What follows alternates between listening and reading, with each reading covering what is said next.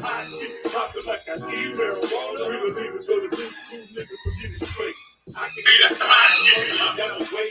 Things looking up, but life tripping up with me. Push the fans loaded, this whole bumping me. Ain't enough. I need another 100 keys, tell them to drop and upsize my double cheese. You know, H-Town, ain't nothing to be fucked with. Going down, you know, H-Town, ain't nothing to be fucked with. Going down, you know, H-Town, ain't nothing to be fucked with. Going down, what the music in the big kid record now. What the music in the big kid record. So I'm buying no matter 6 bowls of candy. Like the road to keep a Glock 9 handy. Run up and get ripped like a crispy. One shot, a legal motherfucker flick you. Why can't they be role players with sticky instead of getting caught out with a man that wasn't shout out? Man, if you can think it, I seen it. Move a motherfucker with a 10 like you need it. See it? What it do, my man? Got a curve in the work and I'm doing my jig. My big body strong, shine in the nighttime. Y'all niggas suck. Ain't never got a tight rhyme. Y'all fuckers can release the beat. Number one, unsigned, no hype for the streets. Just real. Ass niggas, nothing. Pull off ass niggas. Money, never that. Saying if you got no hustle, really, I can't put you there. Give a hater rock, yo. Contemplate lies, I speak, boy, I speak true lies. Heard about the crimes I did H-Town. Now, started off in G.I. Getting out the college for my brother moved into the box. Let it go for the sweet. I'm in the Peter's Hill. 367 with your hollow point dip shell. Well, I gotta flip out the big deal. Down the street, and that's all I still doing. My life is not a lead on the line. But I'm gonna take yours. I'm young, I do the time. Keep my eyes on the prize. I get it off of that. My time in the field, I see it off it too. Keep my eyes on the street, watching you see the street walkers. Trust in the Lord, yeah, and you'll hear the flick talkers high. 300 five in the rain, y'all just wanna be so the haters boys in the game. Left, right, about face, tone, head, side, head, you heard what I said, man.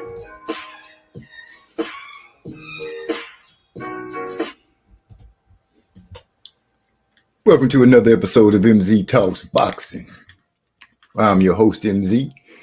And as always, we're going to sit back, get our chill on, and talk about boxing. And there's a few other things that I want to touch on that caught my attention that I feel like we might need to bring up. I don't know. I'm sure everybody is an NFL fan. And Tyreek Hill, Miami Dolphin, was stopped by the police. They said he was not reckless driving is what they called it. Something along the lines of that, and not having on a seatbelt.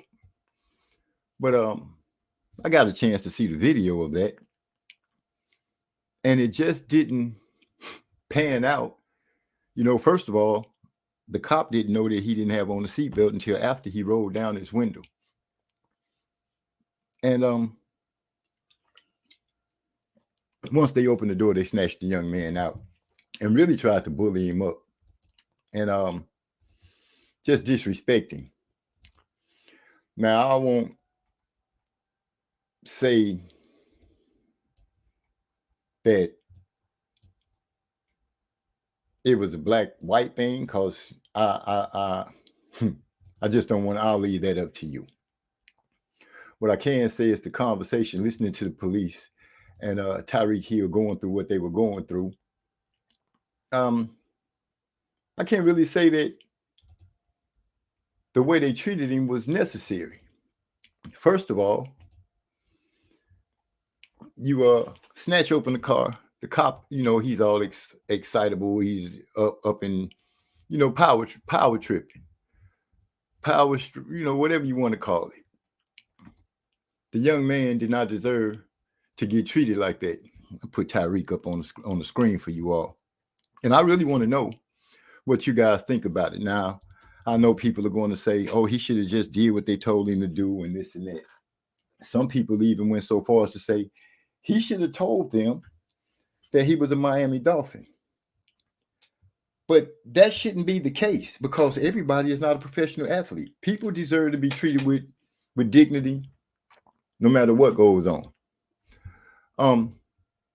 I just want to know what you guys feel about it and how y'all think about it. Let me see if I can pull up what it is that I'm talking about. I'm sure that I got some footage of it from my brothers. And after I get through to that, we'll go ahead and get to talking about what's supposed to be popping off with boxing.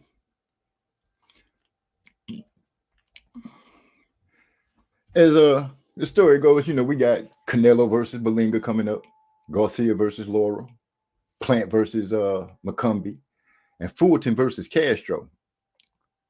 And I'm hoping that these. Oh, don't forget about Rolly Romero versus who is Rolly fighting?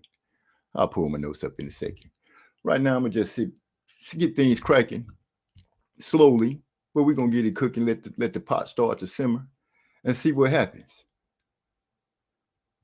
But let me give you. Let me see this tab instead. Yeah, there we go. See if we can get some sound to this. He's detained Dolphins wide receiver Tyreek Hill on his way into the stadium for what I'm told was a moving violation. He happened to be with his agent, Drew Rosenhaus, at the time, and Drew Rosenhaus says that Tyreek Hill will be playing. But there is the video of Tyreek Hill being led away in handcuffs there with police on the way to the Jaguars game this morning. But again, we emphasize here that his agent, Drew Rosenhaus, has said that Tyreek Hill will play today's game. But this is obviously a very interesting incident on the way to the game today, Greeny. Now, we got that out there. That was a few days ago. I just wanted to put it out there. It wasn't the clip that I was actually looking for, but we'll see if we can find something later on down the line. But anyway, what we do have lined up is quite a bit of some fights coming on. Now, we got Rolly Romero versus Manuel, I guess Jimenez. But he's fighting that guy, which I think should be a pretty good fight. Both of them are coming out, swinging. Rolly very awkward. Manuel does let his hands go. He will let his hands go. He likes to bring pressure as much as Rolly would like to bring pressure. I would have to say that I'm thinking that the fight could end in a knockout. And I would say somewhere around 7-8. This is just my guess on the way these two fighters fight. Rolly is not a defensive juggernaut, not even close to that. And neither is Manuel. But one thing they both do share, and that is throwing punches, letting their hands go, not being afraid to swing. Rolly will have to be careful and not get over excited and try to push the action too fast and get out of his game plan. He better stick to it, or he could possibly catch one that'll put him to sleep. We've seen him get stopped twice, once by Tank and once by Pitbull Cruz. With that being said, Rolly has a hand. I believe is going to have a fight on his hands that night. He could surprise me, but I don't see how. Because he's Rolly. There's nothing too much different that he does when it comes to fighting. He's going to be aggressive like he always is. He throws those awkward punches from awkward angles that could serve him well. But for the most part, I'm looking for it to be a good battle between the two. But like I said, I'm looking for a stoppage somewhere around 7 or 8. I could be wrong, but this is what I see. This is what I'm expecting. And this is what fight fans clamor for. PBC rolled out this card. I watched the Grand Arrivals. I'd like to know what you guys think about the Grand Arrivals. I really wasn't too impressed at what I saw. It lacked, dare I say, the luster. Seeing what Turkey Al-Sheikh puts on and how he advertised and put on for his fights that he puts money behind. The advertisement, the setting up is totally different. You can see it night and day. It's a difference night and day. Riyadh season or whatever you want to call it right now, Riyadh season is killing when it comes to promoting their fights and getting things in front of people. It's just laid out totally different. Now, I know PBC is part of Prime. video and everything like that. But I feel like the rollout for the grand arrivals could have been a lot better, in my opinion. My boy Stephen Fulton and Carlos Castro will be fighting that night. Rolly Romero will be fighting that night against Emmanuel. Roman Villa against Ricardo Salas. We also got Caleb Sweet Hands Plant coming back to the ring after I believe this is his first fight after taking a loss to the Mexican monster, David Benavidez, in which case he stood on his feet the whole fight and he went the whole distance and he ended up losing by decision. Quite different from the fight that he had with Canelo. But Trevor McCumby boasting a record of 22-0 with 21 knockouts. Just seeing that and hearing that, people should be like, oh man, that's going to be a good fight. That should be, Caleb should be able to deal with that. This dude's 28-0 with 21 knockouts. Well, Caleb Plant is only 22-2 and 13 knockouts. 22-2 with 13 knockouts. I say with this fight coming up, I've got a chance to do my homework on old Trevor McCumby. And McCumby throws punches, he lets his hands go. This to me is going to be a step-up fight for him facing Caleb Plant. Now, mind you, Caleb Plant has been in the ring with Canelo, Benavidez, Uzkataki, Anthony Durrell. We all saw the vicious knockout that he got on Anthony Durrell. So I'm going to be looking for Caleb Plant to pull on his experience in this fight. But one thing we all must look for, because Trevor McCumby has already publicly stated that Caleb Plant is a quitter. He believes Caleb Plant will quit. Yeah, that's right. Sweet Hands Plant, ex-champion. This man said he will quit. He's planning on bringing the pressure to Caleb, planning on throwing punches at angles for Caleb. He's just going to outbox him and he's going to stop him. This is his thoughts. This is his process of thinking. This is what he feels like he's going to do and what he's going to make happen going up against old Caleb Plant. Like I said, Caleb Plant does have the experience with top fighters. Let's not forget that, with top fighters. Some of the people that we consider at the top of the pile: David Benavidez, Canelo, so-called face of boxing. Yes, Canelo did stop him. He looked good in the beginning of the fight, but he had gas tank issues. His gas tank also showed up again against David Benavidez, but he was able to persevere and not be put to sleep. David was able to put hands on him quite well, but through all that, Caleb Plant was able to stand through it. So I'm looking for Caleb Plant to put on a good showing, box, use angles, turn Trevor from time to time when he can. But Caleb also has to look out, because Trevor will throw punches between punches. He will counter. He does have a nice punch. He got kind of heavy hands, in my opinion. So Caleb will have to be aware of that and make sure that he's defensively sound. But the biggest thing about it all is he must, in my opinion, bring the pressure, box, use a lateral movement just to keep this man off balance so he can box his way to a victory. This is what I'm expecting from Caleb Plant. This is what I would like to see from Caleb Plant. Use his experience. Don't burn up unnecessary energy moving around, moving too fast. Sit down on more of your punches. Don't shoot so many arm punches in this fight. Take your time. You've been in the ring with, quote unquote, the best in Canelo Alvarez. You've been in the ring with, again, one of the so-called top fighters in David Benavidez. And you proved well. You've been in there with Uzkataki, Anthony Durrell, just to name a couple of names. And, you lost against the two biggest names, but that doesn't mean that it's over. This is a chance for Caleb Plant to rewrite the script and come out and go at it again. I say that this will be a fight for the intern belt. I don't know if it's the WBC intern or the WBO. It's one of the W's. And Caleb Plant stands a chance to get his hands on that. It looks like he's trying to work his way back up to being a full-fledged world champion. But I would like to see him get over this hurdle first with facing Trevor McCumby.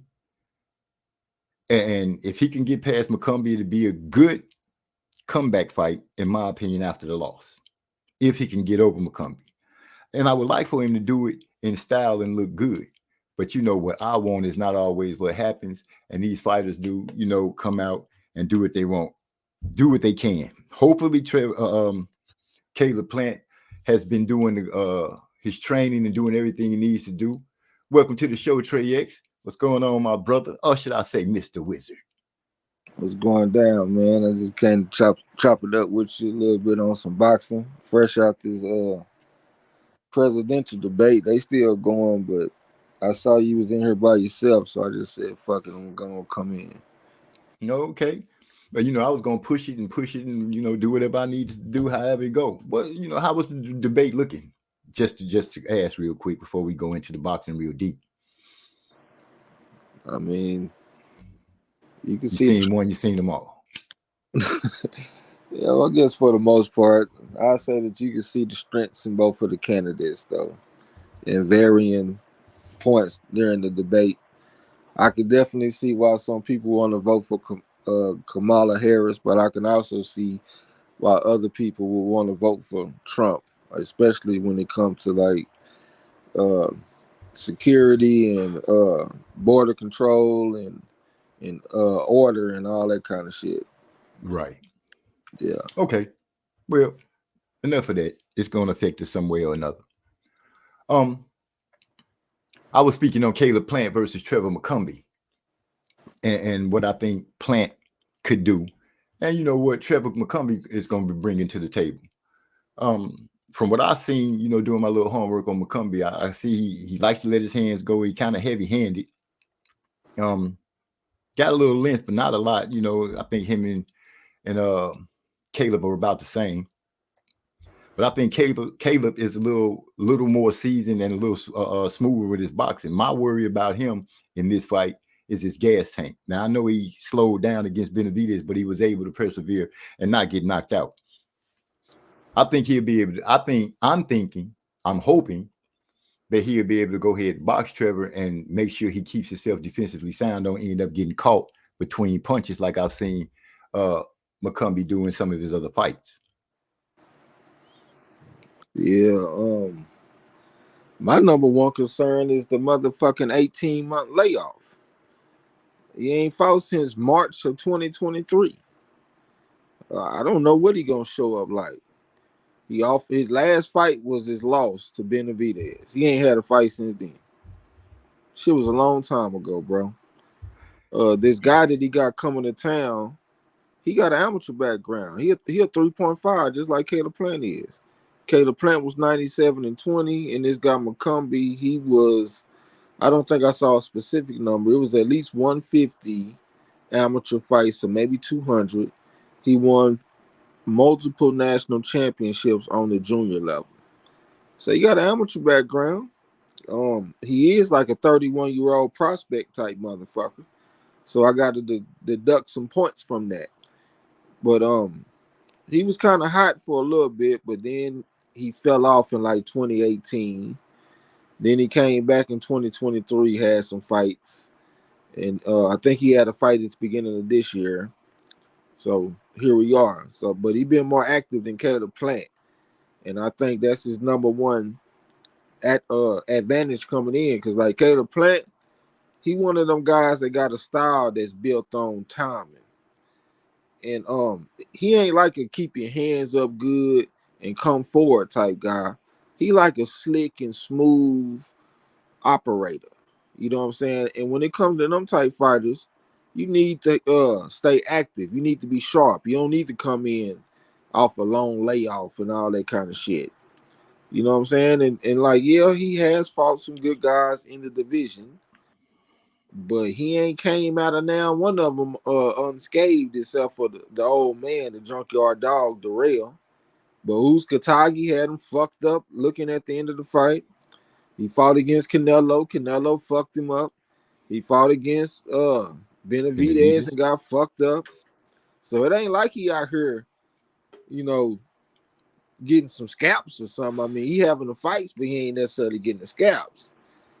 He did beat Uzcategui officially, but shit, nigga, that's when we learned that coming down the stretch, he could be in trouble.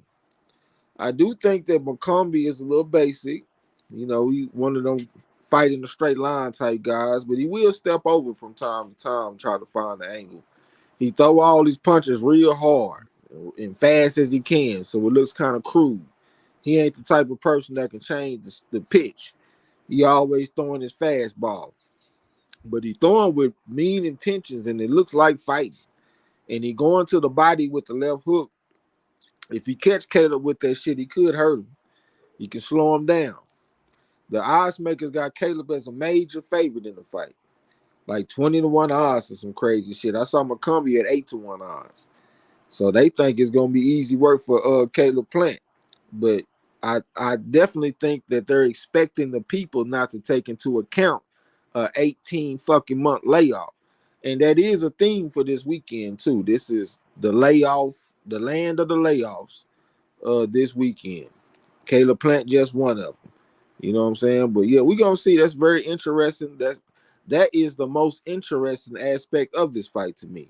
How is Caleb Plant going to deal with the 18-month layoff? Is it going to affect his timing?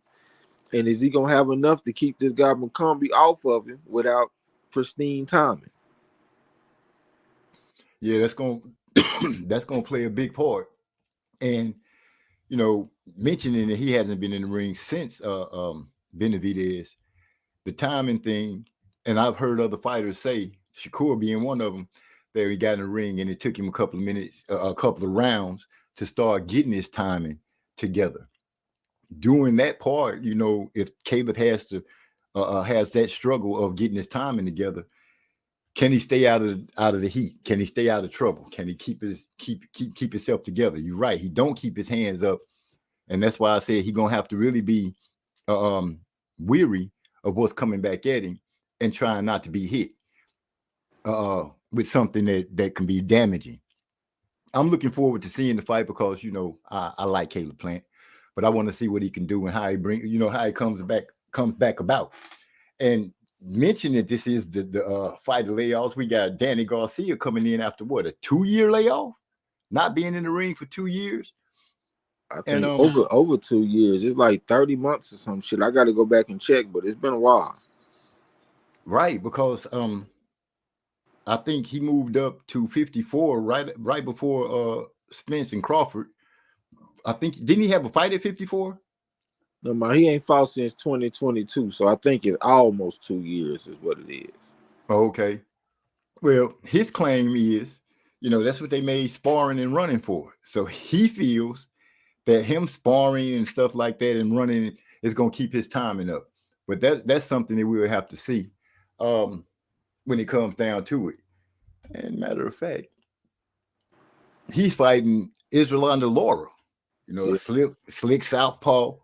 You know, the guy skills that a lot of people felt like he beat Canelo, but, you know, the powers to be said he didn't.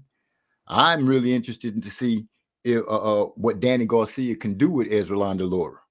Now, I know Lara might be a little old, long in the tooth. I won't call him just old. I'll say a little long in the tooth. But I feel like the man still got skills and he can still fight. Danny could find himself in trouble. I won't say knocked out, but I can say possibly outboxed to a unanimous decision. Yeah, Lara is the favorite in the fight. Last time I checked, he was at minus 250, so he a 2.5 to 1 favorite. Deeper amateur background, won gold at the AIBA World Championships. He a 5 on the pedigree scale. One of the most accomplished amateurs in recent modern history as far as boxing go. But he is definitely long in the tooth, not even a little long. He in his 40s. And most fighters don't do well in their 40s. But the thing is, Danny Garcia is not a young man himself. He about 35, 36 his motherfucking self. So he ain't no young guy. The size advantage definitely lies with Lara. You know what I'm saying? He might not have the same legs like he used to, though. You know, he getting older. But he been standing his ground more and delivering hard shots on people. He been knocking motherfuckers out. He is older, but he has been a lot more active than Danny Garcia. You know what I'm saying? But I expect him to go out there and outbox this guy and win by decision. Danny is very tough, man. He done been in there with punchers. He done been in there with people that bring pressure, like a Sean Porter type fighter. It's gonna be hard to knock him out, but the presence of a layoff does increase the chances that he will get knocked out. He might get caught with some because his timing ain't right. But at the same time, we got Southpaw versus Orthodox. So that actually decreases the chances of a knockout. So with all the factors combined, I expect this fight to be a decision win for Lara. Yeah, here. We got Eric R in the house. He says, salute family, vacationing with the family. Salute. Salute to you. Moody Trayweather also joined the chat. He says, salute, y'all. Salute. Now, Danny's last fight was at 154 versus Jose Benavidez. He might get stopped. This is Eric R's thought. Moody Trayweather say, hope life treating y'all good. It is treating me well. It's been a fight, but you know, I'm battling. Eric R also said, sad that Danny hasn't fought in so long. That was one of his most impressive performances versus Jose. He has shown a new wrinkle with body work his last fight. But going to Lara, sitting down on his punches more, I feel like because he's a little older, that moving around, older fighters don't move as much. They figure out a way to make you miss while in front of you and being able to counter and deliver something to get you up off of him. Now, if he can stand in front of Danny and do that, it could be a long night for Danny. But at the same time, I know Danny got those hooks, and he likes to throw when other fighters are throwing, and it could prove to catch Lara a couple of times. I know Lara got some whiskers, especially after seeing him going through what he went through with Jerry Hurd. To me, that just showed me how tough that dude is. Really, really tough. And not only was Danny Garcia in the ring with the likes of Sean Porter, but he also dealt with Keith Thurman, who I guess you would say kind of a slick boxer, not herky jerky, but like a different, I really don't know what kind of word to use for him. But at the same time, Danny better be ready, because he say, I can outbox. What's his saying? I outpunch the punchers and outbox the boxers. Well, you got a hell of a boxer that's going to be standing in front of you this coming up weekend on the 14th, Mexican Independence Day. And you get a chance to prove what you got, old Danny. That's what I'm looking for. That's another fight that I'm looking forward to. Is Lara and Garcia. We haven't seen him exhibit a mastery over southpaws yet. We done seen him throw the no-look left hooks and all that kind of shit, but for the most part, it's against orthodox fighters. So I'm interested to see how this gonna go. But I definitely would not bet my money that Danny Garcia gonna get knocked out, though. Like that's, no. Yeah, that's out the window, off the table. I mean, it could happen because of the layoff, but this dude has shown a great chin. He got one of the best chins in boxing. He got the frame for a fighter that got a good chin, that compact type of frame. And plus, I done seen him take punches against real punchers, like you said, Keith Thurman. Keith Thurman a few years ago when he was punching. That motherfucker caught Danny right on the chin several times. Danny ate that shit. I ain't never even seen him get dropped. I done seen him go toe-to-toe, blow for blow with a motherfucker like Sean Porter. You know what I'm saying? I done seen him take some hard shots from Earl. Earl got stoppages on his record. Shit, he ain't hurt Danny like that, even though I know there was a compromise, Earl, so that's why I don't go to him like off the top. You know what I'm saying? But Danny's very tough, man. And plus, he got an amateur background, 107-13. Motherfucker was winning national championships and shit. He know how to survive if he have to survive. You know what I'm saying? But like I said though, the layoff does increase the knockout. I would say maybe 10% increase. But we got to also subtract because we got Southpaw versus Orthodox. That decreases the knockouts too. I say maybe that's about 10%. So if I increase 10 and then I got to decrease 10, well, hell, we back where we started. And we just going to have to go with the toughness of Danny. Danny is an Iron Man. You know what I'm saying? So don't get in the habit of taking Iron Man to lose by knockout. I learned that. I learned that in class, in the Mr. Wizards class, sometime back. Don't make that mistake. You facing Iron Man you facing a man that's never been stopped. Yeah, I don't remember ever seeing him in the pros. I sent you my whole betting package. Yeah, I seen it. Yeah, that's what I am stands for, Iron Man. You know what I'm saying? And yeah, you see, they was at the top of the list, like as far as the 5 stars and the 4 stars and all that shit. Yeah, Iron Man. That's why I love them so much. I love Iron Man because they're valuable. You know how they're gonna lose. So like when you pick against them or you bet against them, you can do it with confidence because you know how this guy loses. You know what I'm saying? Every now and then you're gonna be wrong. Like I was wrong when Brian Norman Jr. went out there and knocked out Giovanni Santilla. I was also wrong when Angelo Leo went out there and knocked out Luis Alberto Lopez. But most of the time, them Iron Men ain't getting knocked out. Therefore, that's why they call Iron Man, because those motherfuckers is tough. Yeah. Eric R say, I can see it more likely going the distance because Lara isn't really the type that makes you fight at a faster pace. That's favorable for Danny. Yeah, when you say that though, by Lara being so seasoned and such a pro and such a slick southpaw, if his training regimen speaks to the fact of him starting to stand, sit on his punches, and be in front of a person and make them miss, catch and shoot or whatever, it could cause problems for Danny. So I wouldn't think it would be favorable for Danny, and a slower fight for a 40-year-old could prove to be even better. So I'm gonna stick with Lara when it comes down to it, Eric R. He said Danny do the thing is, hold on. Fuck. When it comes to I had my goddamn thought in my fucking hell. Yeah, he talking about he don't make you fight at a fast pace. That's the old Lara. The new Lara don't have the legs to move around and shit a lot no more. So he trying to stand and bang with you now. He knocking niggas out. He ain't going out there boxing and winning decisions. He making you fight. You know what I'm saying? So I think he gonna fight at a higher pace than what you anticipate. And plus, I see a cultural shift in Cuban boxers. They not being cool that's boxing on the outside and winning on points.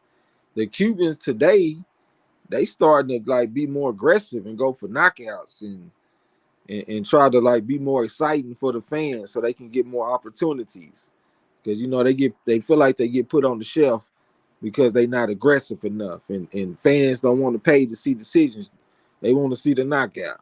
And it feel like Lara, he done got with that program. He trying to knock somebody out.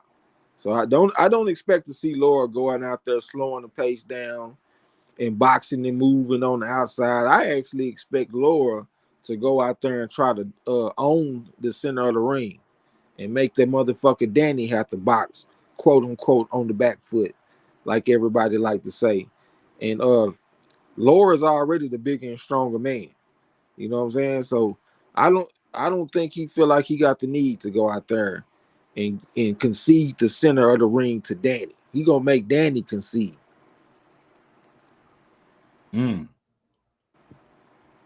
Eric also says Danny do got a Canelo type beard.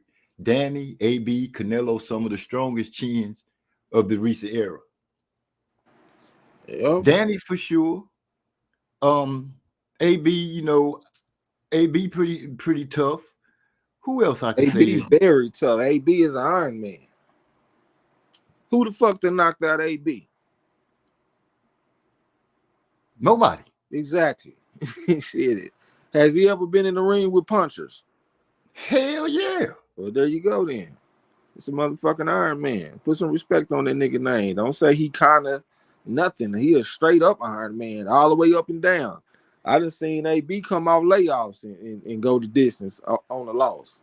That's all I need to say. Matter of fact, his last fight was like that against that motherfucker, that Grinch looking motherfucker, Blair Cobb, Blair the Flair. Yeah, Blair Yeah, Flair. AB hadn't fought in like what 2 years or something. Went in there, got his tooth knocked out, got dropped, and what And went got the up. distance. Still went the distance. Did you Yeah, say the AB. Grinch looking motherfucker? Yeah, AB a straight up and down Iron Man. And yeah, Danny got great chin, AB great chin, Canelo great chin. Yeah, that's why anytime you bet against Canelo, if that's what you want to do, don't never take him to lose by knockout, and don't take him on the money line. They ain't knocking out no fucking Canelo. Canelo done been in there with Golovkin. He done been in there with Danny Jacobs. He done been in there with Lara. He done been in there with Bivol. He done been in there with all kind of motherfuckers. And a lot of them can crack. I saw him take a right hand from from Golovkin. I thought his whole head was about to come off. Canelo didn't even flinch. Like he ate that shit. He ain't even, his knees didn't buckle or nothing. And Golovkin is one of the biggest punchers in this recent boxing history. Maybe not this era, the previous era. He was one of the biggest punchers. So like, yeah, decision all day long. Canelo got an outstanding chin. And we got some more of them that's out there like that too. One of my favorites is Ivan Mendy. That big, hard, rock head looking motherfucker, man, he can take a punch. You know what I'm saying? Michael Sorrow, fighters like that, they gold mines. And I'm gonna tell you, don't nothing get no better than when they fight each other. Like a few weeks ago, we had Connor Wallace. He went against Ferris Chevalier in Australia. Nigga, as soon as I seen that money, I started jumping up and down, nigga, because I knew I had some money coming. As soon as I seen it, nigga, money in the bank. Shorty, what you drink? You know what I'm saying? Because I know what time it is. And then they gave me a good price. Nigga, I put me a big bet on that shit to go the distance. And told everybody else to put a bet on it. And we got us a win. You know what I'm saying? We hit them motherfucker like 90% of the time. And when I say 90, I'm really being conservative. It might be like 94% of the time. We be hitting that shit all the time. Yeah, so shout out to the tough Iron Man fighters. I got love for the War Machines too. They right below Iron Man. But yeah, them motherfuckers make the world go round when you like to bet on boxing. Would you put Pitbull in the Iron Man category? Hell yeah. Nigga, Pitbull went the distance against Tank Davis. Like, what more do you need to see? He just went the distance against El Rayo, another thunderous puncher. Pitbull is an elite Iron Man. He's an Iron Man of Iron Man. He got the toughness. He got the frame. Like, he's short and compact like a David Toole. Another man with an outstanding chin. Short and compact like a Sam Langford. Another man with one of the greatest chins of all times. And plus, he had a little amateur background about himself. He fought international level in Mexico. He was 73-15. He was competing to try to make the Olympic team. He didn't make it, but he still had that background. It's hard to stop Pitbull, to keep his hands up good, keep his chin tucked. A lot of the analysts say that he one of the best in the game at keeping his chin tucked. Straight up Iron Man, up and down all day long. That's why when we bet against him with El Rayo, we took El Rayo by decision to get 6.5 to 1 odds. Why take 3.5 to 1 odds when you know he ain't knocking this man out? You know what I'm saying? Yeah, salute the Pitbull, man, for real. Yeah, I noticed another a fighter that used to keep his chin chuck pretty good was dang, what's the dude that Earl Spence beat? I can't even remember his name. It looked like the way he kept his chin tucked, it looked like he had a hump in his back. That hump in his back. Who? Mikey Garcia or something? Nah, he black. A black fighter? Yeah, black fighter. Kell Brook? No, sooner than that, earlier than that. Lamont Peterson? Yeah. Oh yeah, he Yeah, did. Lamont Peterson. Yeah. The way he used to keep his chin tucked, it looked like he had a hump in his back. The way he used to do his thing. Let me see what we got. He say true, and I see. He say true, and you see that two Cubans. Oh, he's speaking to you about seeing that the Cubans have implemented more of an American style into theirs. That's what Eric R is saying. Yeah. You even see fighters like Andy Cruz being trained by Bozy Ennis. That's the ultimate. Telltale. Yeah, for sure. Like if you go into Bozy Ennis, a trainer that has a fighter with a crazy high knockout percentage, that's a straight up declaration that you're trying to go out there and be more aggressive and be more entertaining. Because there's a lot of other fighter trainers that he could have went to that would have went more with the traditional Cuban style, hit and not get hit. But he over there with Bozy Ennis training to get niggas up out of there. And it's starting to come together because in his last fight, he went out there and stopped the War Machine, Antonio Moran. So I'm excited to see what's going on with the Cubans and shit. And it ain't just him. It's a bunch of them that's adopting this new philosophy. Imagine being a cold boxer and then you go in and adopt the philosophy to knock people out. That's gonna be some trouble. Boys better get their stuff together. Well, Moody Trayweather said, it's yet to be seen. Yeah, we got to get enough fighters to do it so we can get a bigger sample size. And we got to see what's going to happen with Andy Cruz too, because sometimes I'll be thinking that might have been a bad choice. You got great legs, you got great reflexes. Why would you want to go in the paint with somebody when you can go out there and keep your whiskers clean and just win looking smooth and looking pretty? You know what I'm saying? I mean, it's more exciting, but you're still subjecting yourself to more potential danger by fighting like that. But we're gonna see how it turn out for him. Best of luck to him. Best of luck. He might be a mad scientist and say, I got the boxing part down. Now let me figure out if I can get inside and work somebody and maybe even sleep them while I'm in here. He might be looking to mix it together. A nice little gumbo of boxing, I say. Yeah. Moody Trayweather throwing in Ugas as an Iron Man. No, we'll give him a War Machine. I can't give him an Iron Man though. I mean, he tough, but he ain't quite tough enough to be an Iron Man. And you can't stop. Yeah, you can't be an Iron Man if you're going out there getting stopped and shit. But we do got respect for him though. You're a tough motherfucker, but just not quite on that level. Okay. I like the play you use on the words with War Machine and Iron Man. Yeah. Yeah, Iron Man is the star of the show. War Machine, you the bad guy. So stand back there and keep the other extra shit that's trying to get me but you take care of that. Yeah. Sean Porter was an Iron Man. No, Porter gonna have to be a War Machine because he's been stopped. Well, this is the thing though. You also have to look at the way that he got stopped. Sean Porter is still an Iron Man. And I won't say that he the highest level Iron Man like a pit bull because officially he has been stopped, but he got stopped by RTD. Well, not RTD. His pops threw in a towel or whatever he did. He jumped up and stopped it. Sean Porter was on his feet when the fight got stopped. You know what I'm saying? So it's different. Also, like let's say a guy gets stopped by a body shot, he can still be an Iron Man too, because that can happen to anybody. And plus, body shot knockouts are a lot rarer than what you would think. One fighter that comes to my mind in this situation is a fighter named Eduardo Baez. Very tough fighter. He went out there and took a body shot loss to Emmanuel Navarrete. But before then, he was tough. And after that, he done been tough. He ain't been stopped since. A real fucking Iron Man. You know what I'm saying? That's why I don't take that away from Brandon Rios.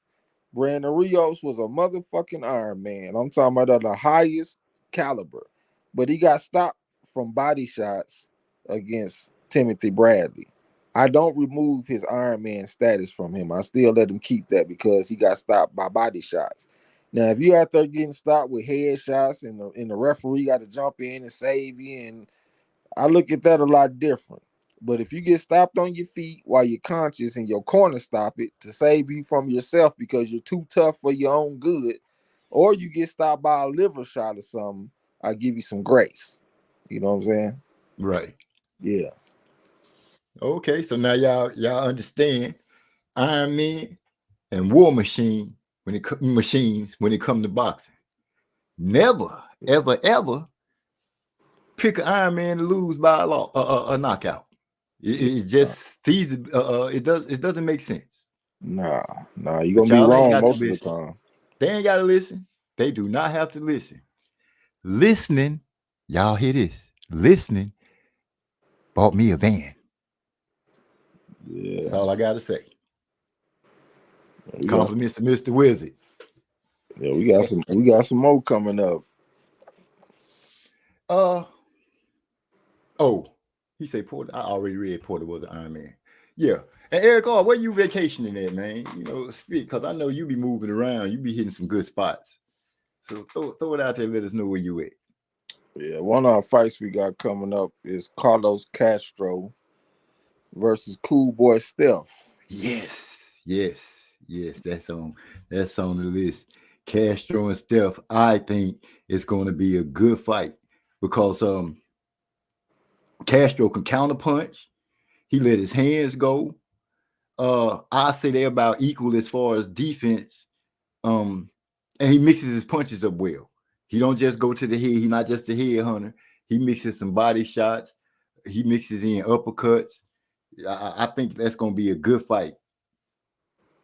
Yeah, we got a bet on that fight. We took Castro.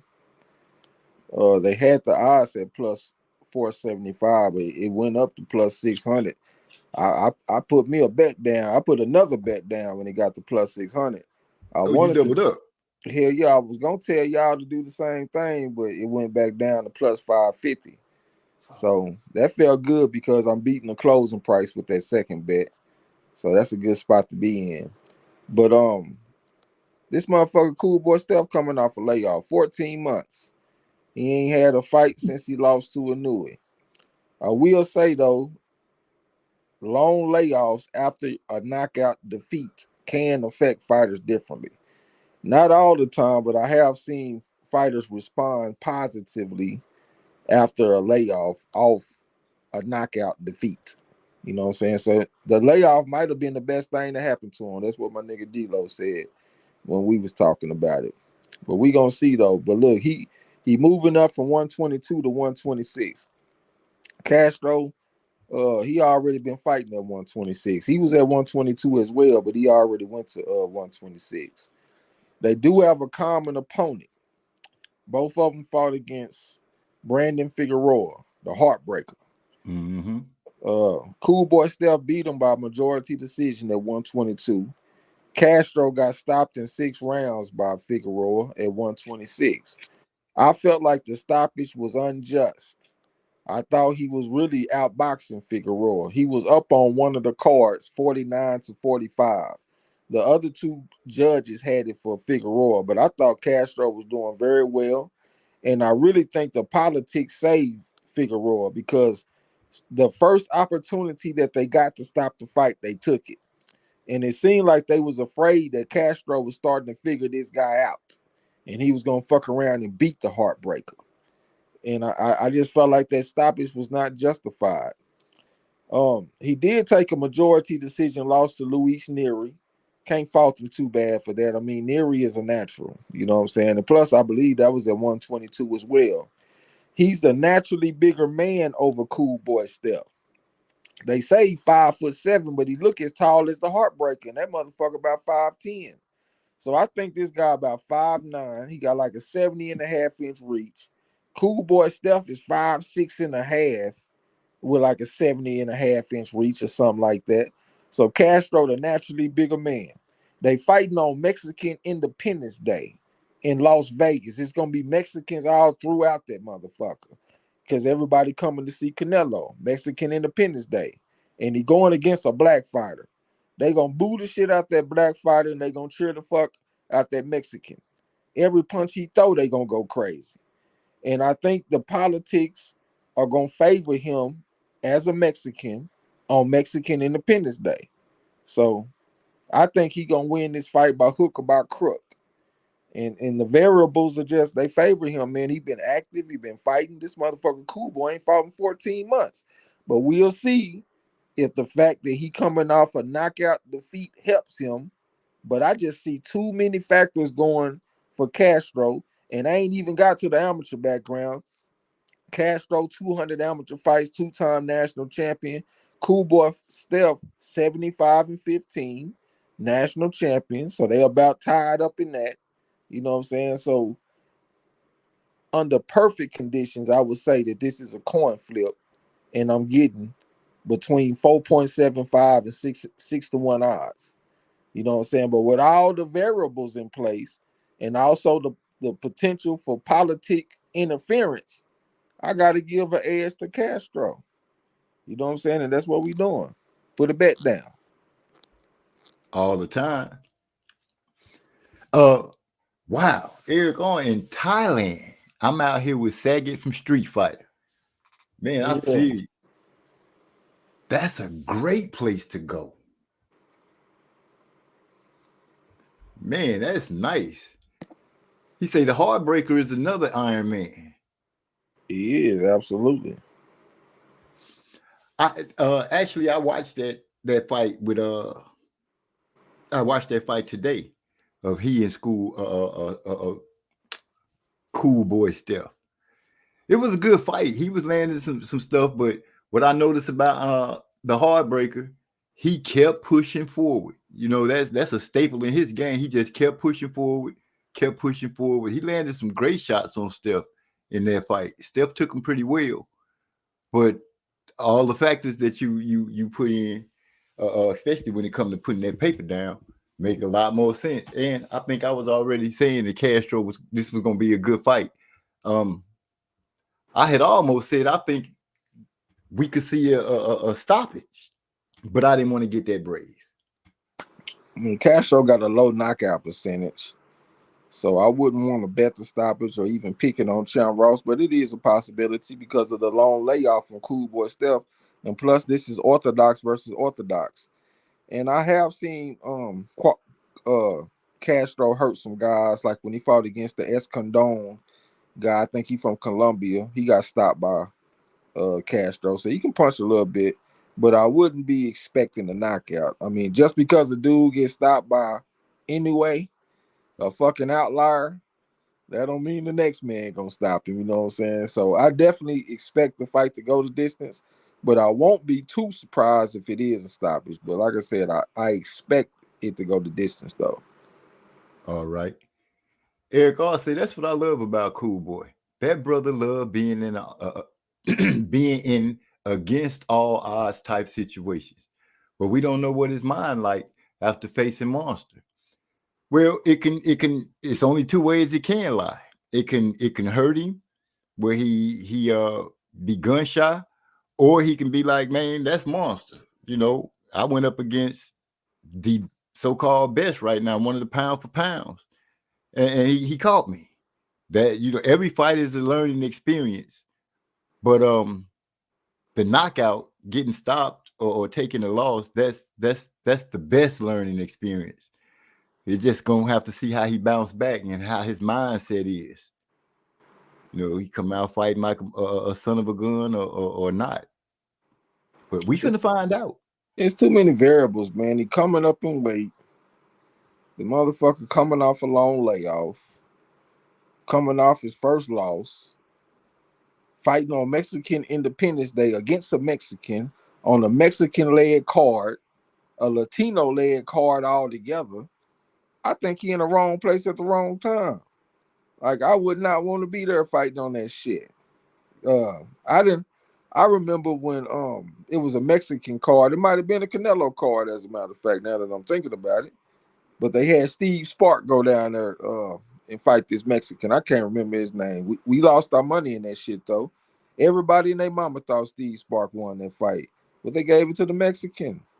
It was a Mexican dominated crowd, dominated card. They wasn't about to let Steve Spark come out of there with a win. As a matter of fact, we got another dangerous bet with Thomas Matisse going against Rocky Hernandez. We might be fucking money off on that. They fighting in Mexico against a Mexican and Rocky Hernandez. But I just took a shot anyway. I mean, I took a small shot. I hope y'all didn't sell the farm and bet the farm on it. But Thomas Matisse, 50-5, ringside national champion, going against a motherfucker that ain't got no amateur background. He is tough. He was leading the cards against O'Shaquie Foster, but he got stopped in the last round. Thomas Matisse is a harder puncher than O'Shaquie Foster. The main variable, though, is that he hasn't fought in 10 months. So the question is, what is the cutoff? Because 8 months doesn't seem to affect too much. So what's the difference between 8 months and 10 months? That's the question on the strength of this pick in this bet. How much stock do you put into a 10-month layoff? But I think he should be able to handle himself, man, off in there. So I went on ahead and put a bet down on Matisse, and I took him in a Champ Ross. I think he got action and going out there stopping Hernandez. The 2 times that he's lost has been by stoppage. And like I said, I think he hits harder than the guy that's already stopped Hernandez. The main thing you got to worry about is the politics. You know what I'm saying? But it's hard to go against the Mexicans, man, when the politics are in their favor. You will lose a lot of them picks. At this point in time of the year on this card, it's September 14th. Mexican, like you stressing it to him, Mexican Independent Day. Yep. Pretty much Canelo's date. Yep. And the Hispanics, I tend to think that, you know, the Hispanics finna go out there and they're gonna fill the place up. And I can hear what you're saying, you know, every punch that's gonna be thrown, those Spanish people are gonna be losing it. Whether it hit or not, they gonna be losing it. Will that persuade the judges? That way it don't be so bad when you say the politics. But I feel exactly what you're saying and how that event should be. Oh, yeah, I think it's going to be rocking, man. It's a Latino-dominated card with the Mexican versus the Puerto Rican. That got all kind of history off in boxing. The people going to be in that motherfucker going crazy, man. And we going to try to see if we can ride the wave and win us a nice bet with Castro over Cool Boy. Yeah. I remember, I think I was in Houston when what was the Puerto Rican and the Mexican dude? Macho Camacho and who was the other one that they had the rivalry? Macho Camacho, I think, was it Cesar Chavez? Did he fight Chavez? For some reason, I'm drawing a blank on that. I remember I was in Houston around that time, Papados, and I used to mess with my little Puerto Rican homeboy and say, yeah, I'll be talking about Chavez and Macho Camacho because they were getting ready to fight, and if I remember correctly, Macho got stopped, but I could be wrong. But I'm pretty sure those were the fighters that just touching on that, remembering how this kind of matchup all throughout the card, remembering how that fight went. They was crunk, all this Hispanic. What's the right word? So I don't be making nobody upset. Hispanic, right? I call them Latino. That's the one. The Latino population it's they in boxing. And you're right. Wrong place, wrong time, possibly for the brother in Cool Boy Steph. Yeah, that's just like them goddamn Golden Boy cards. Man, I wish I would sign with Golden Boy so I can be the only nigga on the whole motherfucking card. All Mexicans with my black ass. Ain't nobody going for me. And I know how it is, man. I done been in Mexican gyms and shit. They are down with their people. It's not that they necessarily hate you all the time. It's just that they down with their people. It could be people that I talk to all the time. Like we just, have small talk, chop it up and shit a little bit. Let me get in there with another Mexican. All of a sudden, they don't know no English. Everything they say is Spanish because they don't want me to understand what they saying. They making it abundantly clear that it's them against me. And then see, but at first I had a Mexican coach. He was actually one of my favorite coaches I ever had because he was just so optimistic. He always saw the silver lining. But once I started rolling with Coach Ball, the Lynn the Bullet Ball, a black coach, it was them against us now. Like I done drew my line in the sand according to them. Like I done turned my back on them and I'm rolling with the other black coach. They didn't even like him to even be in the gym, which I think is kind of dumb because he was the one fucking professional in the gym and they don't want him there. But it is what it is. It was them against us. So after that, it just became personal. Like every single time we got in the ring, like at Garland Powell, we got 2 rings. We got a competition ring and we got a training ring where everybody get warmed up and shadow box and all that kind of shit. Now they do sparring in both of the rings, but if you sparring in a competition ring, that's kind of light. Ain't nobody really paying attention to that.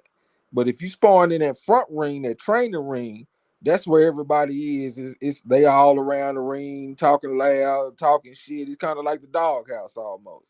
And, Right. and once I started working with Coach Ball, all of my sparring became in the front ring. You know what I'm saying? Because it was personal every single time. It was almost like a real fight almost. We in that motherfucker going 5-6 rounds, and I'm talking about going to war. And it meant something if I won fucking sparring or not. You know what I'm saying? Because they just tribalistic like that, man. So hopefully we can capitalize on some of that shit this weekend. I hope they cheer the fuck out of Castro. Every move he make, every breath he take, I hope they cheer for it. And hopefully they can persuade the judges to give us a win. It's a high possibility. But Yeah. Cool Boy and Castro, that is also one of the fights that is on my radar. And I should be home in enough time to get relaxed and kick back and enjoy the festivities. Eric R says Thailand beaches almost give off Hawaii vibes. Hawaii is a 5, and Thailand would be a 3.5 on the beach pedigree scale in my Trey X voice. That's a 3.5, not bona fide. Yeah. Man, that story, the way you just broke that down, bro, gave me goosebumps. It was almost like I can see it going down. And man, I wish I could have just been a fly on the wall to just see you doing your thing in the ring. Yeah. If I had my day, for sure. But I still got that same love for the sport, man. I was talking to my dad. My dad was talking about how much my mom used to like boxing back when they was in high school and shit. So I get it honest. That's for damn sure. It's You in know your what I'm saying? blood. Yeah. Yeah. Blair Cobb has been making some noise. Making a case for himself to fight Jerron Boots. And he said that on the cool, his resume, he feel like it's better than Boots because he beat Adrian Broner. And Maurice Hooker. Oh, and Hooker.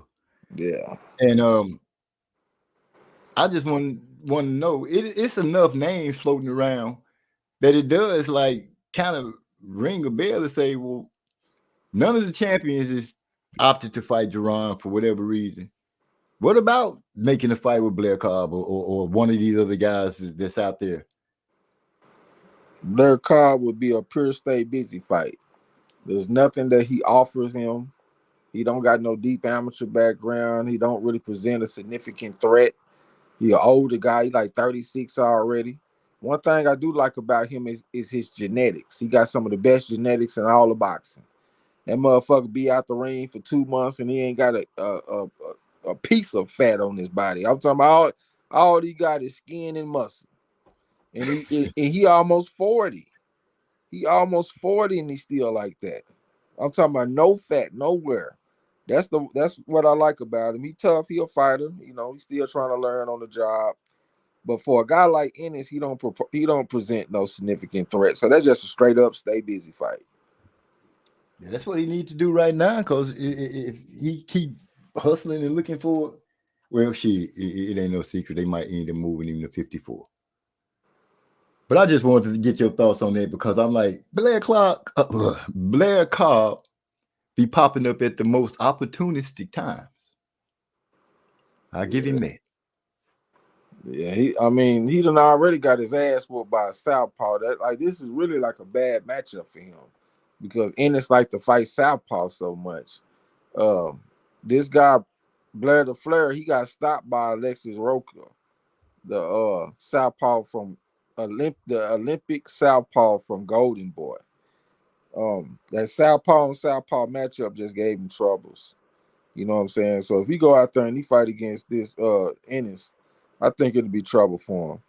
He might have. I think Maurice Hooker might be a southpaw. No, never mind. I think he orthodox, so I can't even give him that. Yeah, southpaw and southpaw matchup against a real puncher like Ennis, he gonna get fucked up out there. Damn. Yeah, he is, man. He's 10 years younger too. Just a straight stay busy fight. Yeah. That's sad. But this week though, make sure that y'all watch the Pro Box TV card tomorrow. That's to me, that's the best fight of the week. Okay. Yeah. Pro Box TV card. I'm gonna let my brother know because I know he like to watch. Man, my big brother, like my older brother, likes to watch fights. I'm this old and I still say my big brother. Yeah, that's where they're gonna have the Joe Sean James 3 on the pedigree scale, 60 amateur fights, won silver at the USA National Championships. And he going against Lester Martinez, who is a very decorated amateur. I think he's from Argentina. I might be wrong about that. But I know he went to the Olympics. I think he won silver. He fought at the AIBA World Championships. He fought at the Pan American Games.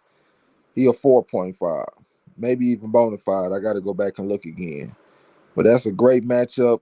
Martinez is coming off a career best win against Carlos Gongora, another straight up and down Iron Man, a man that went the distance against Lester Martinez and Christian and Billy. I don't even know how the fuck he even took them punches from him, Billy. But he Iron Man. I ain't supposed to understand shit. He on some other shit. But that's gonna be a great fight. They got that Vladimir Hernandez coming back. In his last fight, he got an upset knockout of the year candidate over Guido Schramm, that tough ass Argentinian fighter. This guy right here, if I'm not mistaken, he got an upset victory over Jahi Tucker. I got to go back and check again. He got an upset over somebody significant, like one of the prospects. I want to say Jahi Tucker. Very tough, man. He got 6 losses, but he the type of dude that's gonna go fight in your backyard. He'll fight big motherfuckers. He don't care who he fight. He fought against Jesus Ramos and took a loss. Like he just don't give a damn. He take fights on the week notice sometimes. He just one of them dudes. You call him for a fight, he ain't turning down nothing. Even if the circumstances are bad for him, he's still gonna fight. He opened as the favorite over this Raul Garcia guy that he fighting against. Garcia coming off a year layoff. This motherfucker ain't fought since last August. But he a tough fighter, though. He went the distance against Robert Terry, the dude that fucked the money off 2 weeks ago when he went out there and fought against that Katsarakis from Greece. Yeah, he went out there and fucked that money off. You know what I'm saying? But this guy, Raul Garcia, he fought a draw with him. He also fought against another tough guy, I think a tough Mexican fighter that can punch. That was his last fight. He lost that fight by UD, if I'm not mistaken. But he ain't had a fight since then, you know what I'm saying? But he got the deeper amateur background. But this motherfucker, Vladimir Hernandez, he one of them spoilers. He almost like a Brandon Adams type motherfucker. He just come to spoil the show. So that's going to be another good fight that's on that card right there. You know what I'm saying? So be on the lookout for the Pro Box TV card on Wednesday. That's tomorrow. For y'all, this, because people be losing their days. Oh, we got Gil Colson joined into the conversation. Salute OG and Trey X. Salute. Big bro in the house. I ain't gonna go through the whole thing. I'm gonna just say big bro in the house. OG, what's up, man? Hi, that nigga Gil Coles ain't been wanting to say my name on that Champ Ross in a minute, man. He be calling out everybody. Yeah, he be skipping over the whistle. I had called him out a little while back. He ain't even want to, you know what I'm saying? What you telling me? You heard crickets? Yeah, I heard crickets, man. Rats pissing on cotton and all kind of shit because the boy got quiet. I don't know what's going on with my nigga Gil Cole. Boy, where you been? boy, where you been, boy? Yeah. Man, that's so disrespectful. You to hit me in my face with some money. Yeah. Hyphy in the house. He said, hey guys, stopping by to say hello while working my WNBA job. Hyphy is such a clown. What's going on, bro? I gave you your 1 like on your video too, nigga. Your Waffle House video. I wouldn't listen to that shit. Talking about the Waffle House want to take advantage of niggas that's full of liquor and shit, been drinking all night, so they gonna feed them full of chicken and put syrup and sugar on the nigga and have them acting crazy at the Waffle House. Yeah, I watched that shit. Oh, who got a video like that? Hyphy got a video. He made a video. Oh, talking about the CEO of Waffle House died at 58. So Hyphy made a video talking shit about the Waffle House. to celebrate his passing, I guess. Yeah, that's cold-blooded hard. The man died, you go and shit on their place. Yeah, he posted it off in the Discord. I'm gonna have to go. Man, I missed that totally. Big bro say, what you mean you're not gonna say? Say it. I mean, I wasn't finna go and say, my favorite producer, Manny Draperlin, aka I already said Manny Draperlin part, my bad. AKA my Texas favorite Timbo. producer in the whole wide world. I wasn't gonna say all that. I say it for you then, nigga. Texas Timbo in the building. OG, what's up? We need you back in that Champ Ross too, man. I know life been hitting everybody. Life been lifing. But when everything tighten up, man, we need you back on deck.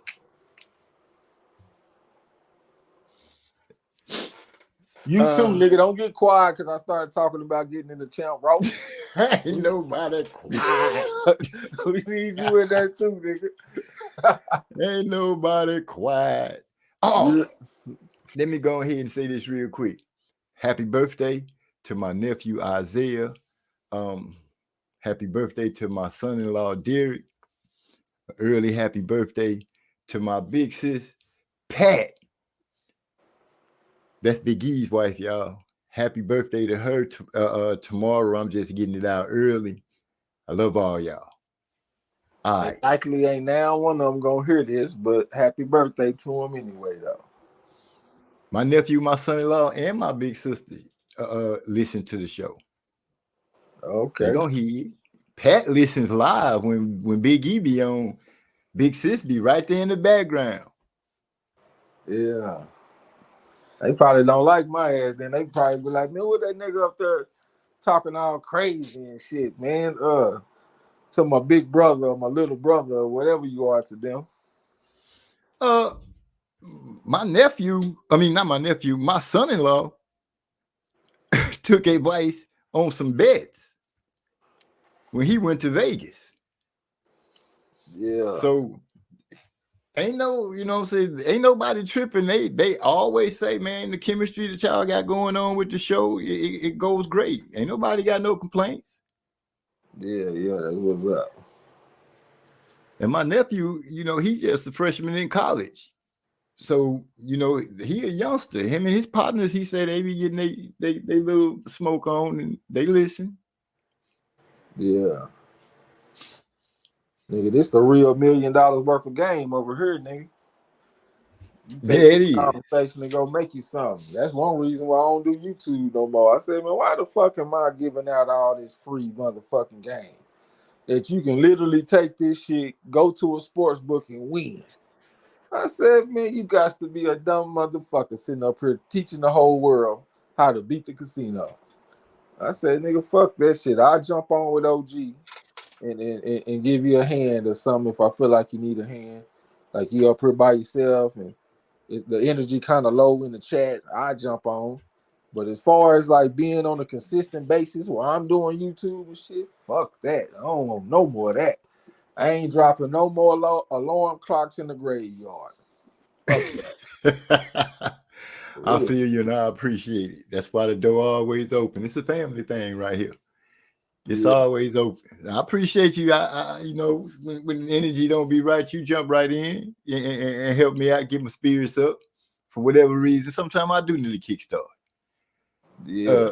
Big bro say, appreciate it, little bro. I got you the next one. Already. Gil Cole say, I just put my pick in. Yo, Trey X, knock. Nigga, my pick's been in since Sunday night. I've been waiting on you. I hear you gonna come knocking on my door, and I've been waiting on him. You know what I'm saying? I guess he's saying I'm finally here. Well, let's get it then. Let's see what you're talking about this week. Is the challenge accepted? Right here on MZ Toss Boxing. Let's find out. Yeah, we about to find out what he's talking about. I don't think he's talking about nothing. He can barely get out the 30s. I had issued out a challenge a few weeks ago and salute to Yasser because he answered the challenge. He came back with first place last week, moved up to 11th place. You know what I'm saying? He was down in the 30s. Now he had in 11th place because he came back with something. So let's see if this nigga Gil Cole's going to come back with something. He's 3.5. He's 3.5. So let's see what he's going to do. Oh, Big Bro said, Big Sis said thanks to both of us. And then she said she laughing at you. She laughed at you, little bro. She said, tell him I don't hate you. I appreciate it because a lot of people think I'm the ultimate asshole, and some people might not want me talking to their loved ones. You know what I'm saying? So I appreciate the support. Man, that's all our family do. If one of our family members accept you, it's automatic that the rest of them accept you. Until you mess up with that one, and then they, you know, when they don't accept you no more, you know how the dough go. Yeah. So He say, oh, okay, they talking to each other. So man, this boy in Thailand. Yeah. Thailand. I gotta get my vacation game up. Just don't be on the street, nigga, eating them scorpions and shit them niggas be eating over there. Oh no, I ain't doing none of that. You see, now you just made me think about it. I can't just readily grab no chicken and actually know that it's chicken fried. Yeah, you don't need no fried chicken anyway, nigga. But I love fried chicken. You don't need that shit when it's 2024. Niggas still going crazy over fried chicken. I ain't going crazy over it, but I like it. It's my go-to snack. Nigga, you fighting niggas all at Popeyes and chicken, Church's chicken and shit over the chicken. Nigga, I wish I would. I wish I would. When my wife will go in there and cook some chicken, and I'm just as happy. Nigga, somebody threaten to take your chicken, you will get feeling in your bad arm again. Nigga, be ready to fight. Whoa! Now, if you had said my money or something like that, I'll probably get some feeling in, but not no chicken. Yeah, man. Damn fried chicken, man. Put that shit in the oven, OG. Oh yeah, we got this. She got this crazy seasoning that she put together now. So yeah, I'll go with the baked. Yeah. That boy Eric. Say again. I just said do yourself a favor. Yeah. Eric also say tiger uppercut laughing out loud. I only drink bottled water out here. And that shit bad for you. All them synthetic estrogen that you putting in your body and shit. That's why our testosterone dropping. We ain't got the same testosterone as our fathers and grandfathers and shit. Our shit dropping every year, and one big reason is from drinking water out of damn water bottle. I feel like a sissy drinking water out of water bottle, being all cute. Nigga, go get the water hose. Nigga, go get Man, you just said it. That's what we used to do back in the day, nigga. Now we gotta be cute, walk around with our bottle of water with our pinkies out while we sip the bottle of water. Nigga, fuck all of that. Nigga, go get a glass of water like a real man. And let's keep our testosterone up around this motherfucker. Man, these kids don't know nothing about that water hose water. That water hose water would come out cold and good. You've been running around playing outside all day. Go turn on somebody's side hose on their building and get to drinking. Yep. Going hard. Ooh, you just shot me back to a memory. All right. Hyphy say so many Brian Norman interviews over the last week. Surprised you didn't get one, MZ. You know what? I should have shot my shot and said, hey, come on over here and tell your story too. All right? He probably would have came. Hey, according to Brian Norman Sr., they got offered twice what Eddie Hearn offered. Because I saw an interview with Eddie Hearn today, and the dude that was interviewing him, some guy that represents what is that shit called? I forgot the name of the channel. It's one of the big channels though. And he said that when I was talking to Brian Norman Sr., he said that he got offered twice what y'all offered him. And Eddie Hearn was like, so he got offered $3.5 million and turned it down. He said, man, I don't know if he belong in a boxing ring or a motherfucking circus, because them niggas some clowns over there. They done turned down 3.5 just so they can go fight a man for 200K, because that's what they got right now. You know what I'm saying? So yeah, it seems like the more they talk, the more ridiculous they sound. Wow. So who offered them twice as much as Eddie? I have no idea. They didn't specify. But they not fighting that fight. Nope. Wow. I don't know what kind of principles you're standing on now. Even making the story about I wanted my son to walk away with at least $1 million to fit in that category. So whatever. That right there does not make sense at all. Y'all walked away from that fight too. That sounds like some bullshit. So they can go fight on the undercard of Keyshawn Davis. On the undercard, could be headlining your own event for 1.7 or possibly 3.5 if the rumor's true. Instead, we're going to fight for 200K on Keyshawn Davis's undercard. Yeah, that's the move. Okay. Isn't his brothers going to be fighting on that card too? I won't be surprised. His brother Kelvin Davis, that's his big brother. He normally fight on his card. Hard punching southpaw motherfucker, knocking niggas out. Yeah, if I'm not thinking, has his brother, the baby brother, turned pro? I think he finna debut as pro. I don't know. I think they all three gonna fight on their card. I saw something about them, like a little documentary where they were talking about it and everything. But I think they getting ready to all three of them fight in November. Isn't Keyshawn fighting in November? Yeah, something like that. Yeah, I think so. Yeah. November 12th or some shit. Yeah, so I think his brothers are gonna be fighting with him. Yeah, crazy. That boy Gil Cole said, I got cut off in the drive-thru at Popeyes. Shit almost got really real. Man, stop. Eric all say, pinky down, drinking water, just soft. Gil Cole say, Norman Sr. talking, but we got to pay taxes and etc. Yeah, Eric all say, whole clothes will keep your yang up. Thank me later. Buy for $7 at Walmart, Targets, or anywhere, and chew 2 a day, fam. Oh, I guess he's trying to replace the testosterone that the motherfuckers losing from drinking bottled water. Yeah, I was sitting over thinking, what if a nigga ain't got that problem though? Shit. So that's now you finna go commit murder. Yeah, don't be projecting your insecurities on us, motherfucker. We ain't got that problem. This nigga over here got the honey packs, eating them blue chews and clothes and all kind of shit. Nigga got the motherfucking garlic and the vinegar and all kind of shit. What the fuck is garlic and vinegar? That's that old chemic little remedy. Oh my gosh, my stomach hurt. This went left real fast. Here Carter slung that around the corner. Yeah. Excuse me. How do you feel about Brother Ennis considering dropping his title in fear of fighting Brother Garcia of the Ukraine of Poland?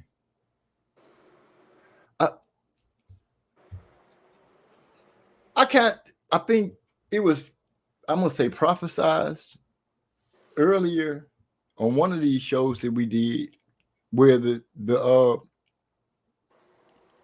conversation turned to the fact that Boots at 147, which at this point ain't as glamorous, if you don't end up getting the fight with Stanionis or the other champion, going up to 154, and it kind of looked like that's what really it's going to end up being jockey to do. So I won't even look at it as nothing.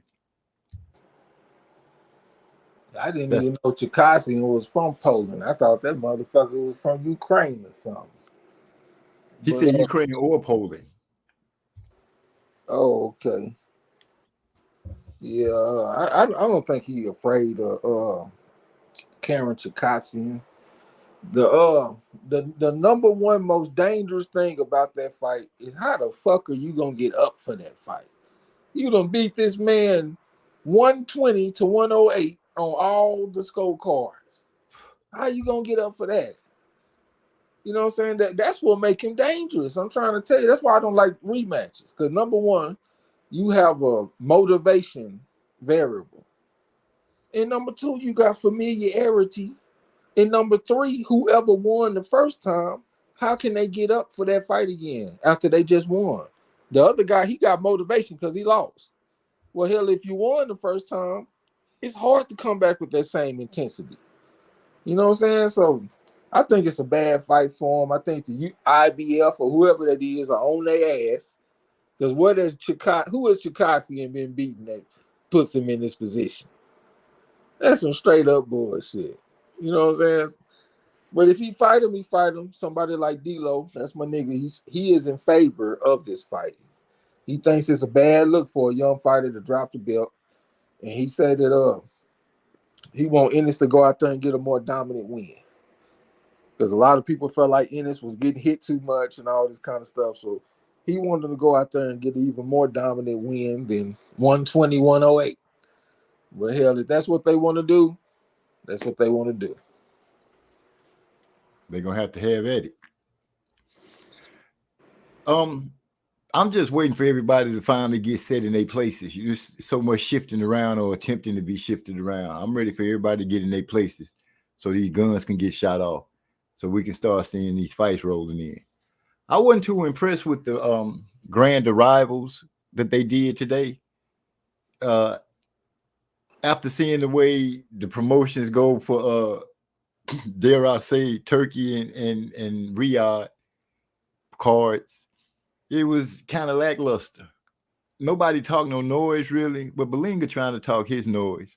But I just really don't have confidence in him.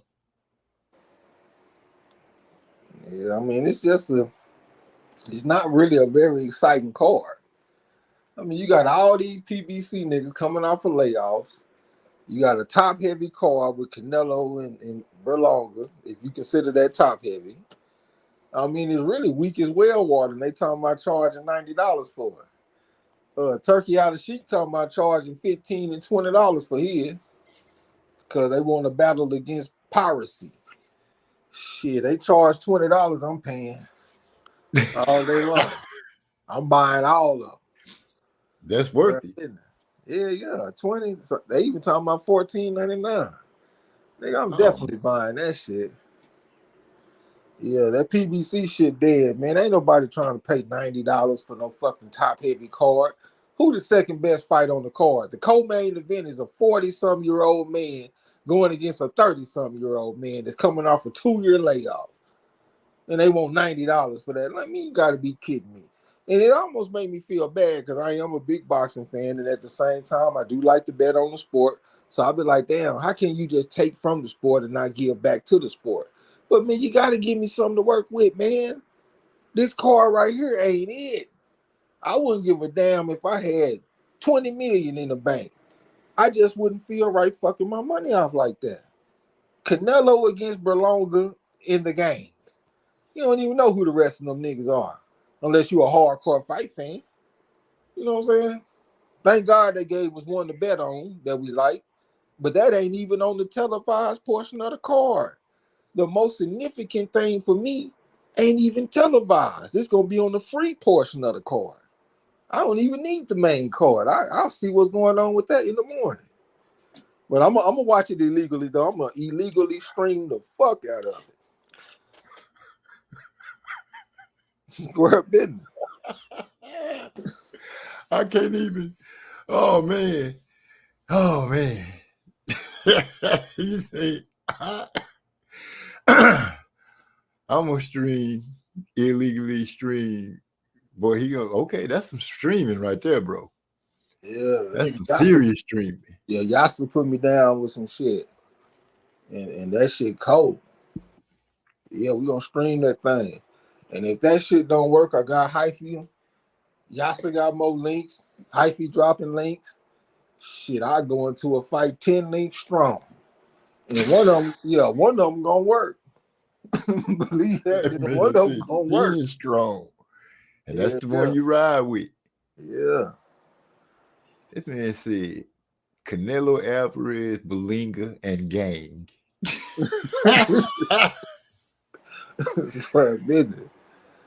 Dang. Well, my daughter do know who Danny Garcia is because she say that he's funny to her. She should know him. Hell, he's been around for fucking 20 years. Man, damn near 40. She should know who he is. Man. Off a 2-year layoff in a co-main event of a $90 pay-per-view. That shit feel like a slap in the face, man. That's that PBC bullshit. They better get with the times, man. Get with the program. These other folks is putting on good cards for the pay-per-view. If they make us pay 90, nigga, we got some 5-on-5 type shit. Headline with some Bivol versus Zenard or whatever that shit was. Other good cards and stuff. Tyson Fury versus Alexander Usyk, shit like that. Big card coming up with the Better Beeve and Bivol and all, man. And they putting other good card fights on the undercard. The PBC need to start stacking that shit up, man, because them top heavy pay-per-views with bullshit undercards, ain't nobody trying to pay for that no more. I hope that shit flop, man. I'm talking about I hope that shit flop, bro. That's deep. But they not really giving us nothing for one reason, because they fighters don't do the turnarounds. The fighters that we seen on Riyadh, we seen a lot of those fighters, a few of those fighters, I won't say a lot. We seen a few of those fighters get chances back to back in a year's time. Yep, the motherfuckers pulled up with a trunk full of fighters coming off long layoffs. You know what I'm saying? He didn't even put them in a van. He said trunk. Yeah. Like, you know what? I've never seen this before since I've been watching this type of stuff up close, like in Champ Ross and stuff. I ain't never seen this many layoffs in one place, especially on a pay-per-view. Like, it almost feels insulting, bro. Like, if we look back to last year, for example, one reason why my favorite fight of the year, even though we had some great fights like Earl Spence and Crawford, I love Bam Rodriguez versus Sonny Edwards because we did not have the variable of the layoff. They both were fighting actively, and that made a great event, in my opinion. So now we got the opposite. Instead of having active fighters, we got a card full of niggas that ain't fought in over a year. I'm talking about 14 months, 18 months, shit like that. And then they want you to pay $90 for it. I mean, that's insulting, bro. And none of those names are like household ringing names. Canelo, that's the only one. Maybe you can say Danny. It might ring a little. It'll ring a little bell. It'll ring a little bell, but yeah, that's pretty much it. Yeah, that shit is insulting, man.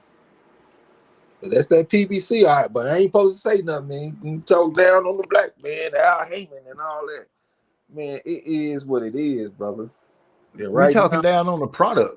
Yeah, PBC getting smoked right now. They at the bottom of the motherfucking barrel. Nigga, I'm taking Matchroom and all them people over PBC right now. Top rank, Riyadh season. Nigga, I'll fuck around and take Jake Paul and them MVP over them niggas right now. Not right. Jake Paul. Nigga, MVP. Nigga, over them boys, man. They ain't talking about nothing, man. PBC is postponed boxing careers because all they do is come off layoffs. That's it. So, yeah, they at the bottom of the barrel. Damn. MVP postponed boxing. Now that's career. PBC. No, I just happened to say MVP because I'm like, damn, Jake Paul name company then got pub like that over PBC. Y'all didn't hear? Y'all did hear. Yeah, it's already fighters that done left Floyd Mayweather talking about they want to go sign with Jake Paul. So that was a sign in itself. Wow. Would you ever think of a day where Jake Paul is a more attractive destination than Floyd Mayweather? Not up until now. What I'm saying. Shit. That brings in volume. But you can kind of tell that the either Floyd got the tunnel vision like Oscar De La Hoya or not Oscar De La Hoya, but what's his name? Bob Arum had with Oscar De La Hoya. Floyd seems to like concentrate on one fighter and try to ride with that fighter instead of nourishing whatever up under your umbrella. And he can do that by being at the gym and stuff like that and really concentrating on his fighters. But I don't really see that in him right now. So Jake Paul, from what I'm understanding, he's making it all about the fighters, trying to make sure they get their money and get to fight. They have little events too, I suppose. So, but damn. Yeah, Jake Paul making it about himself too. Shit, he got events his own self, but he still make time for the fighters. And I ain't heard now fighters say nothing bad about him yet. I emphasize the word yet, but I ain't heard nothing bad about him. You know what I'm saying? Floyd Mayweather, I'm hearing something bad about him from the fighters every month, it seems like. Fighters talking about they behind their peer groups and shit. We all turn pro at the same time. This fighter on this level, and I can barely even get one fight a year. And I'm in my prime. I'm young. I need to have fights. I need 5 or 6 fights a year. And I'm fighting one time a year. I'm ready to leave Floyd Mayweather.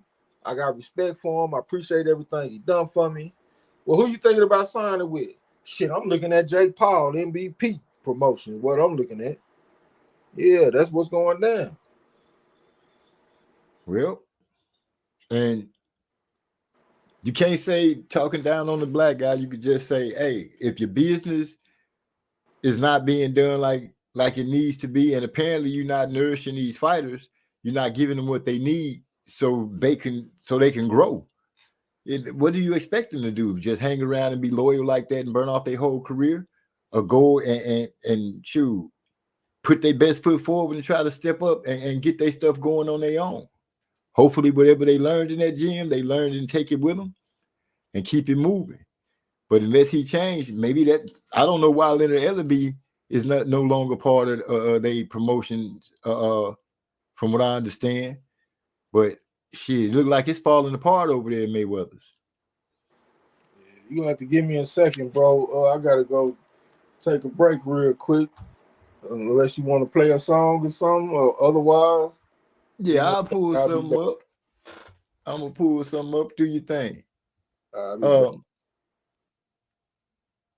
I know Hyphy, he like to ask the basketball questions. Angel Reese hurting herself, but Hyphy, I can say that the statement you was making about her, and I can't remember the other young lady's name, the Australian girl that plays on the Sky. Both of them being on the court right now, it does have it made the game different. Her and Angel Reese, that is, but Kennedy Carter coming back, even though Angel Reese is taking the fall with the wrist, they look good still, and they pulled off that win. So they won in a good fashion, look good doing it. Kennedy Carter, man, is not getting enough publicity at all. This girl here deserves some shine because she brings out the good in that team all the way around. Speaking of basketball and Hyphy, he come right now. What's up, Hyphy? Yeah, I could talk for a second now. My WNBA job ended just now. I feel you. I was just going on the fact that what's the other girl's name? The Australian girl that played for the Sky. Her name Corey. What's her last name? Anyway, you were saying that they didn't, it would be hard for the Sky to be winning with them both on the court at the same time. And by Kennedy coming back, it changed the dynamic of the game. But you also see the Sky almost didn't look like they missed a beat, even though Angel is out.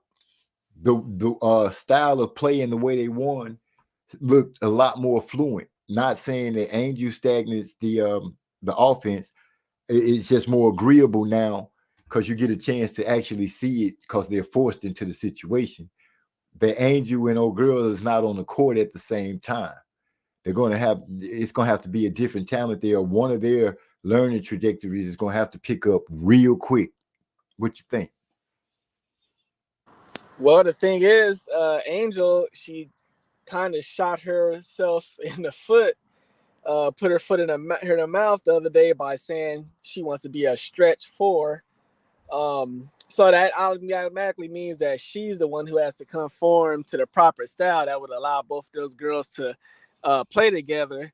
So the pressure is on Angel, and on top of that, she's the face of the franchise. So the pressure is on her. Dude, I told you she could be good, but I just don't see her being that type of player that's gonna be because think about it, a stretch forward, that's pretty much what Asia Wilson We're talking about her becoming like an Asia Wilson. I don't think she could ever be that fluid. I don't see her ever being able to make threes and stuff like that. That's what working gets you. She can pull it off. She can do it. Just got to give it a time. But dude, But her form is just so you just see her form like she don't shoot many threes, but if you see her shoot a three, you're gonna be like, oh no, I see why she don't need to be shooting threes. we just saw a lot of 3-point shooters who shot didn't look great, but they found a way to get it in. Reggie Miller was one of them. His shot was not a pretty shot at all. It looked like his arms flailed at the end every time, but he had an eye to drop it.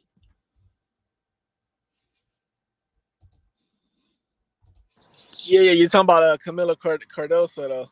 That's her. Yeah, go ahead. They didn't miss a beat in that win. They looked real good, real fluent. The offense was clicking. The hustle that comes from Kennedy is just ridiculous. Yeah, exactly. And it's now that the paint, the whole court in general is just more open. It's not so clogged down that lane. They could do more. The only thing they're missing on offense right now is some 3-point shooters. Just somebody else that could kind of isolate and generate offense besides Kennedy. But that could possibly come with pieces. I want to ask you a question though. I brought this up. Did you see Angel Reese's she released a TikTok video explaining her injury and addressing some other stuff as well? No, I haven't seen it.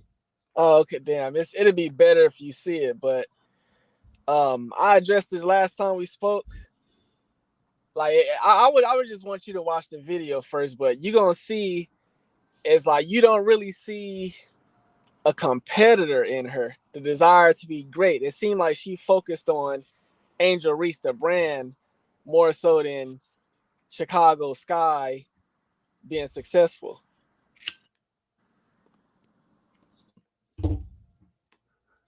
You think she being too business minded? Yeah, I mean, in this video, she referenced her podcast multiple times. She referenced, she keep referring to herself as a baddie. I'm still gonna be a baddie. It's like she was focused on her podcast and being a quote unquote baddie, more than like just the success of the team. Like she talked about that more than the team.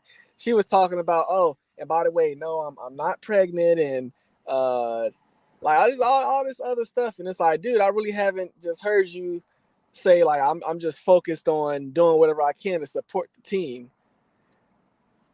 Like it seemed like it's just like, she's just like selfish. Well, we have to see if it if it affects her basketball play in any way. That's the only thing we can ride on. Social media lets you get a chance to kind of see these athletes' ways, traits, things like that. You got, Hyphy, you got to kind of look at it nowadays that that's what you're going to get because of the social media.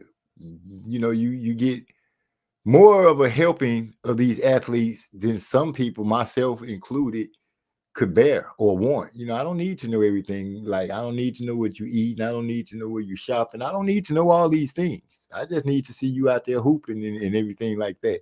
But this is the new era. If we didn't have social media, we wouldn't know all these things about Angel Reese. We'd just be under the veil of she plays basketball, she's working hard, this and that, and that's all we'd have. But by them being able to come on and call themselves connecting with their fans and this type of thing, this is what we end up getting. Oh yeah, okay. It's like other stuff that she was addressing. This would just be considered gossip, just pure gossip stuff that she was talking about. But two things that she stated. She stated that she made it clear multiple times. I'm going to be back in time to play on this 3v3. There's like this type of league. It's like a 3v3 women's league that's going to be around. There's that, and there's like one other little like entertainment type league that's both going to be around before the next season starts. She made it clear that she was going to participate in those. Even like she started out the post saying, who would believe my last field goal made of the season would be a 3? It's just little stuff like that. So I want to ask you, because it's like you kind of understand that, yeah, all she could do now is kind of like focus on herself, and she's in the social media era. But I want to ask you, if you were her teammate, a la Kennedy Carter, how do you feel knowing that this girl's season is over and she's more focused on her brand and supporting the team any way she can? One, I don't know how, I can't speak for Kennedy Carter or anything like that. For me, I can't say how I would really look at it. One, it's not like she can practice, but big up in your team throughout what you're saying would always be a great idea. But like I said, once again, this is the time of social media, and these players put themselves in situations like that.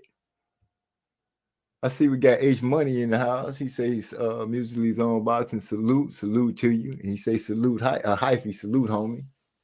Peace.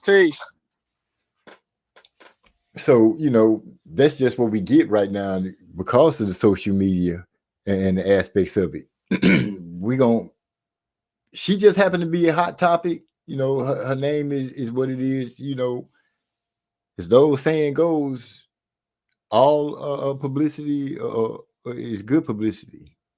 So for her and her brand, she's doing what she needs to do. As long as it don't hurt her basketball play, until we start seeing it actually hurt the play or affect the team, then I don't really think it's a problem. Well, I'll just say this. What she's like her response and everything that she's done as far as handling this so far, I couldn't see Caitlin Clark doing what she's doing. I think it would be a lot more focused on the team. You would just have to see the video for yourself. I understand. But each team is composed of different players and different personalities. You can't expect Caitlin Clark to be Angela Reese because they weren't the same person in college. Two different personalities, two different outcomes on the way they handle things, and congratulations to Caitlin Clark for hitting I think she tied Steph Curry's record as far as 3-pointers, or broke it, but she got 100 threes up under her belt now. So congratulations to her on that as a rookie. Nice. Eric Garcia is true. This is a Jezebel era where looks seem to be the identity. The hoop heads was he say the hoop heads was when the WNBA first started. The Snow Bunny is a hoop head, and Asia Wilson is a baller. Facts, nigga.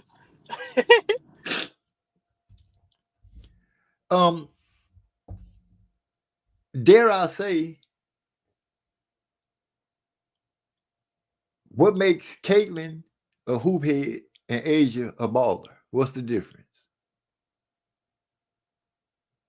It just seemed like, just like this boxing stuff. What makes you a fighter is not everything related to just the boxing stuff. It's how you live outside of the ring and all that. And it just seemed like every time we get a taste of what each is about, with Caitlin is purely basketball.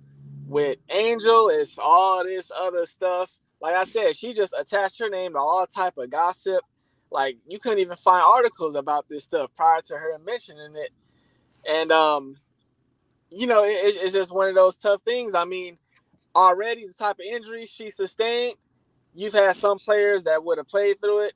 It's pretty clear that if they were like in the playoffs and she sustained this injury, she would play through it. So, that's already, making the players look at you like kind of questionable. But then it's like everything else that's coming with it. Yeah, it's just making it seem, it's almost Ryan Garcia like. Okay, Really, to me, it's more like Dennis Rodman. Look at all the shit Dennis Rodman had going on outside the court that he had going on, dressing up like women and all kind of shit. But he still had an important category that he dominated, which is the offensive rebound rate. Always remember, the game of basketball is broken down into 4 major categories. Effective field goal percentage. Caitlin Clark dominates that. That's how she changes the game. Same like a Stephen Curry. You also got the free throw rate, you got the turnover rate, and you got the offensive rebound rate. Somebody like a Dennis Rodman and Angel Reese, they dominate the offensive rebound rate. They definitely can help you win. I guarantee you, Caitlin Clark would like to have Angel Reese on her team. I guarantee that. And as far as the off the court shit, Caitlin really don't have much of an option. She got to be a hoop head. She's not interesting. Ain't nobody trying to look at her. She ain't sexy. She ain't beautiful. She ain't none of that. So yeah, somebody like Angel Reese, she do got more options, and she does explore them. And at the same time, I don't think that she has as many options as far as Caitlin does, as far as the marketing and the endorsement deals and all that kind of stuff. So she kind of got to do her own thing outside the ring. I mean, outside off the court and shit, like as far as podcasts and all that kind of stuff. Yeah, it just looked like two different courses to me. But I still think that Angel Reese, the type of player she is, I think that she's a valuable player. You know, she might not be the most aesthetically pleasing to watch and nothing like that, but she do a bunch of dirty work.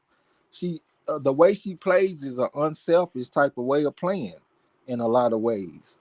And like since she been hurt, I've been seeing her on the sideline jumping up and down, cheering for a team and all that kind of shit. So I can't say that it's all selfishness. It seems like she do got some love for a team. You know what I'm saying? So I think some of the criticism coming her way is a little bit unfair, but I will admit I have not seen the video that she's talking about, and I'm just speaking on overall what I've seen from Angel Reese. And to go on a little further on what you said, Hyphy, not only was Dennis Rodman the way he was, heck, Michael Jordan, he gambled and did his thing. A lot of different players had their vices that they did. You know, at one point, you know, Michael Jordan was doing his gambling thing, and Bet Ray saying on regular news bands without the internet, you know, and people didn't go as hard as Jordan as, you know, the criticism that Angel Reese is getting.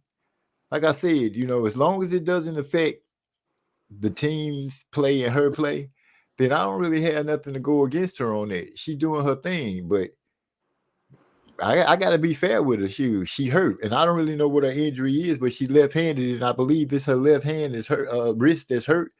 I don't know how effective she would be in the game. Sometimes you can have heart, and she's not going to just be a decoy. That, you know, that's not there. Her importance is trying to rebound the ball. That's her number one thing.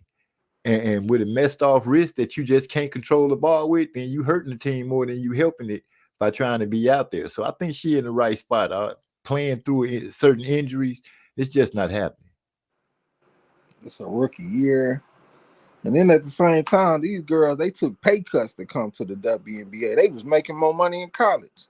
Somebody like Caitlin Clark, she getting the endorsements and shit. She the type of player that got the ball in her hand. She making the threes. And so she the shiny player. She going to get the endorsements and stuff to get her paper. Somebody like Angel Reese, a dirty work player, I don't think she going to get them same type of endorsements. So she going to have to do that extra shit off the court to get her paper.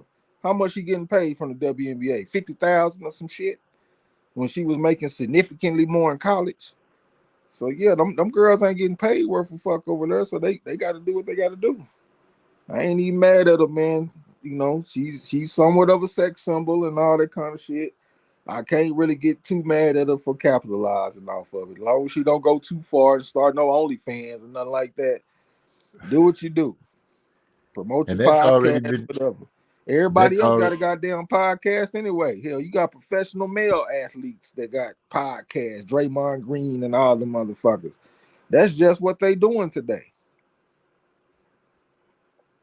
Yeah, the social media. They're gonna use it to their advantage the best they can. Some of them gonna make mistakes and be clowns, but some of them gonna pretty much do what they need to do to up their brand. And think about it, Angel Reese has a following. The only way she gonna mess that up is stop balling good or become toxic to a team. But I don't see that. I don't see that in her future. She don't seem to be that type of girl. I think people just finding it hard to swallow that she know people like the way she look, and she gonna capitalize on it, but she gonna steal ball. I think people separate that part from the attraction to sports too much. Like in men's sport, a lot of women watch men's sports. They don't watch the sport, all of them, because they love the sport. A lot of the time they watch it because they love the athletes. All the women loving Tom Brady and all these Aaron Rodgers or whoever. You know what I'm saying? So it's the same thing in the women's sports. Yeah, we like to see them ball. I like to see Caitlin Clark do her thing, but I also like to see the pretty ones too. And I don't think we should discredit the pretty ones for bringing eyes to the sport. Not every man watching sports is watching for Caitlin Clark to see her make a fucking three. Some people are finding more interest in the sport because they got pretty girls playing now. In the early days of the WNBA, all of them was out of there. I can't think of one of them that you want to smash or something. You know what I'm saying? But now these days, you got way more of them out there. They pretty. They bringing femininity into the sport. I remember when Skylar Wiggins, she said that she pretty much was ostracized in WNBA because it was ran by dykes and they didn't like no straight girls. Now you got the girls coming through with the feminine attitudes and they pretty and they doing all kind of stuff. I'm not mad at their energy at all. And I think that Angel Reese is a big part of that. You know what I'm saying? When it comes to popularity, it ain't just about the X's and O's all the time. And that's just the reality of it. Right, because if you really look at it, at the hoopla and the coverage, not saying it's not deserved, but you look at the balance of it, Caitlin Clark is slowly starting to have a distance in the amount of conversation that's being rammed around her. And now that Angel was hurt, you really finna see it. You know, so they already start. First, they were screaming that she should be talked about in the conversation of most valuable player, and now I'm starting to hear them say that move over Asia. It's all about Caitlin. And that's where they fucking up. Like I think she's an outstanding player. Talking about Caitlin Clark. But she can't fuck with no Aja Wilson, and she's not supposed to. She a rookie. Give her some time. Let her do her thing. Let her find herself in the sport. We ain't got to compare her to no Aja Wilson right now that's having a historical season. Let's push that to the side for Caitlin Clark. This woman over here doing historical shit. But fuck that. Caitlin Clark. Like, man, get the fuck out of here with that shit. That girl can't fuck with no Aja Wilson. Like, let's be for real. Rookie of the year all day long. It ain't even close. MVP, okay, she can get talked about a little bit. I'm not mad about her being in the conversation. But as far as her like really being the number one player in the league and the MVP, get the fuck out of here. For real. Aja Wilson all day long. Twice on Sunday. Yeah. Go ahead, Hyphy. Because I was asking, I need to know what do you consider Aja Wilson is a baller? I know what a hoop head Oh, is. nigga, Asia trip on anything. Ain't even no reason to debate about that. Asia come out tripping on any and everything. To me, it's at least 3 women that I would take over Caitlin for sure right now. That's Aja Wilson, Nafisa Collier, and Brianna Stewart. That's clear for me. Yeah, but Asia's just on a whole different level. She come out tripping on anything. It ain't even no debate. And that's a great compliment. If you only putting 3 women in front of a rookie and Caitlin Clark, she ain't being shorted. She's getting a lot of credit, a lot of respect, and she deserved it. She went out there and took her respect. So I give her that all day long. But let's not get carried away here. I mean, we witnessing history when it comes to Aja Wilson. A lot of the attention that she's getting can be attributed to people like Caitlin Clark or to a lesser degree Angel Reese, because they bringing the eyeballs to the game. But she going out there putting in work, man. I'm talking about defensive numbers. She putting up offensive numbers. There's some people saying that she might be the MVP and the defensive player of the year, all in one season. Break the record for points scored per game by 2 to 3 points and all this kind of shit. You know what I'm saying? Like, yeah, let's not discredit that for Caitlin, but Caitlin is a monster. She's doing a motherfucking thing. Maybe on her way to being the best point guard in the game. That part I can agree with. And when you say monster, I gotta reiterate on the fact that this girl has hit 100 threes already. Yeah. 100. That's 300 points. Without counting twos and free throws, man. Yeah. Yeah. No, my man. Keep going. No, go ahead, because you didn't stop me. No, well, keep because he was talking when he said a monster, he was talking about Asia, but nonetheless, Caitlin, No, I was talking about Caitlin Clark a monster. Oh, okay. Yeah, that's what he said. So I'm like, with that right there, that's ridiculous. That's ridiculous. I think I have to look it up because it's either setting Steph Curry's record or breaking it. because they was making a rave about that. But Asia Wilson, I watched her and Angel, and it was like the teacher out there just, it's like Asia stepped up a gear. She got to stopping and popping. She was blocking shots, going to the hole, pulling down rebounds. This girl can ball. And the numbers that she's averaging is crazy. Yeah, and that's coming off a championship. Exactly. She a 2-time champion. Yeah, that's my GOAT, man. I love Asia Wilson, man. That's my favorite player. But when it comes to Caitlin, I feel like we are likely looking at the future best point guard, probably in WNBA history when it's all said and done. Big bro say Asia can't be fucked with for real, for real. Yeah. Going back on what you said. She young, she got a chance to have a long career. If she has a nice, put some years up under it and push those numbers, oh yeah, I can see her being in the conversation as number one point guard in the game when it's said and done for her career. If she stays on on the way she plays and she holds this type level play for like, what's a good superstar level? For a good 10 years, she's gonna be ridiculous to not have that conversation as being one of the best, not one of the best. Yeah, she got to clean up them turnovers though. Her last game, she had 9 turnovers. Yep. She's an outlier with threes, but she's also an outlier in turnovers. And then you have to do a little more math on it to find out off of every turnover how many points are gathered from that. What you mean? Because every time you turn the ball over, if the other team goes down and scores, that's a stat against you. I mean, I guess you could look at points off turnovers, but I'd rather look at opportunities for points off turnovers. And every time you turn the ball over, you're giving the other team an opportunity.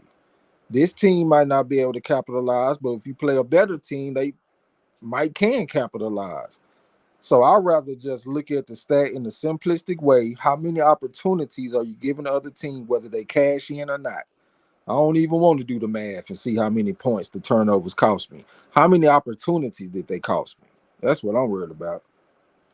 Oh, I don't remember that one being on the stat sheet. Points off a turnover.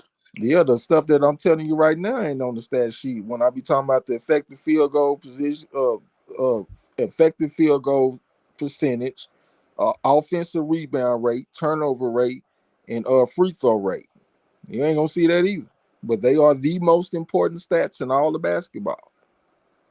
I give you that.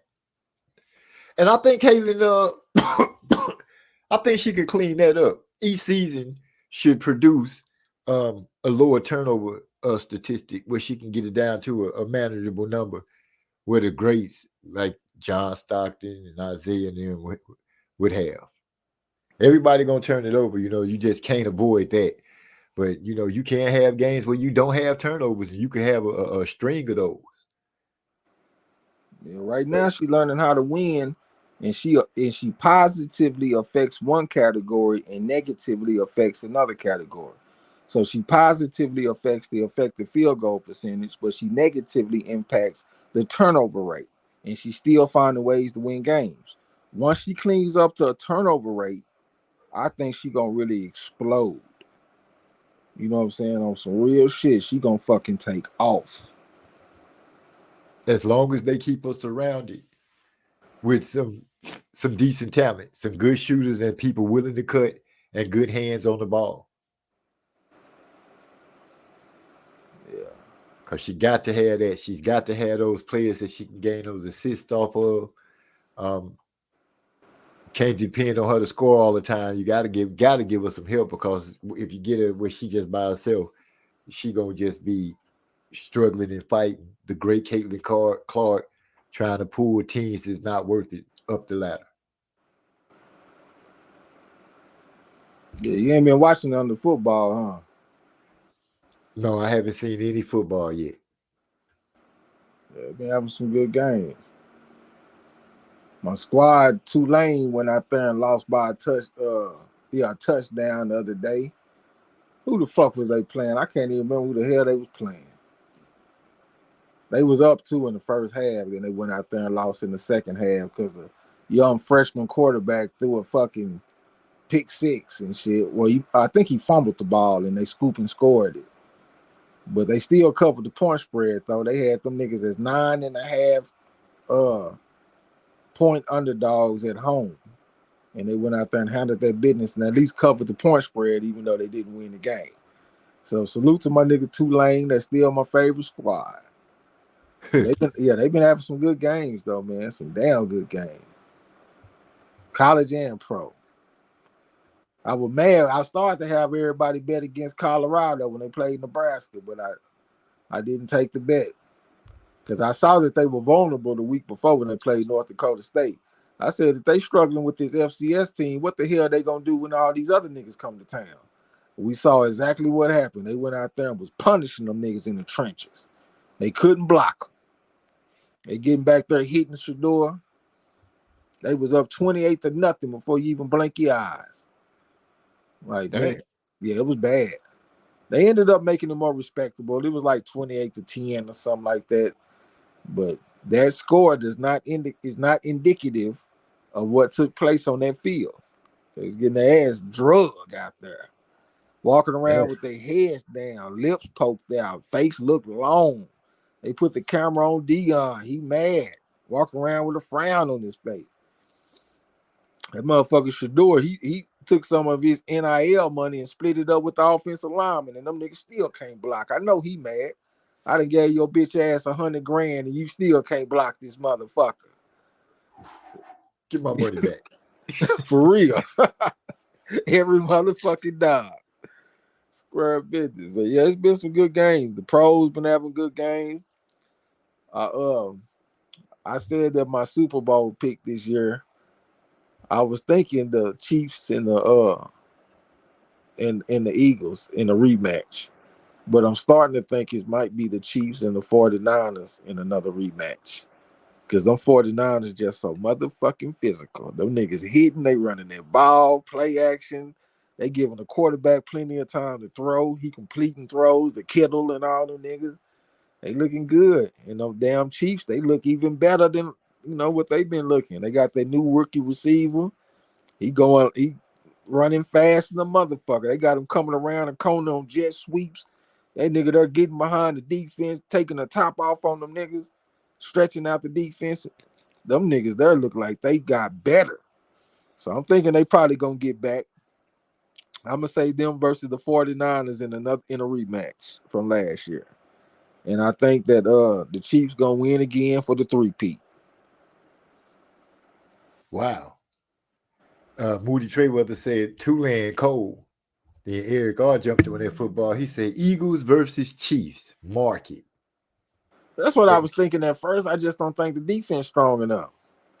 The motherfucker just went out there. Who they just played gave up 29 at home. Who was that? Yeah, that's a lot of points to be given up at home, man. You supposed to have a top defense. Their defense actually was a letdown last year. I want to take him to go to the Super Bowl, man. I like Saquon Barkley, getting a run behind that line. I would like it a little bit better if they still had Jason Kelsey at center, for the leadership and the continuity. They kind of got, some people they got to learn some things. But I do like the offense, man. They putting up points. I think they're going to go over with the over and under a lot. I just don't trust their defense. I think San Francisco is a lot more physical than them. So I'm going to go with San Francisco. Just out of curiosity, how many points the Chiefs average? Offense. The season just started. Okay. Yeah. So they give it up that 29. It really don't account really for anything. They still got time to correct it. It ain't a good sign. You know, That's a terrible sign. it's just one game, but it ain't a good sign though. Give up 29 at home. You score 34 points and only win by 5. That's not the sign of a good team most of the time. Good teams win 31-10. Some shit like that. They don't win 34-29. And I know some people don't care, but the average margin of victory is very important when it comes to analyzing teams. You know what I'm saying? Yeah, that could be. Yeah, I actually got a metric and shit too. Like I got a model that I use to look at football. I got some important categories and shit like I do for basketball. One of the picks he liked this past weekend, he liked the Browns over the Cowboys. And I knew that was fucking up right there. Just based on my model, all I had to do was just take a quick glance at it, and I could see the Cowboys and the Browns were not in the same category. Nowhere close to the same category. But overall, I got to give him credit because he made like 5 picks and got 4 of them right. Everybody get caught up on parlays, but if the man just bet the shit single, he would make a profit.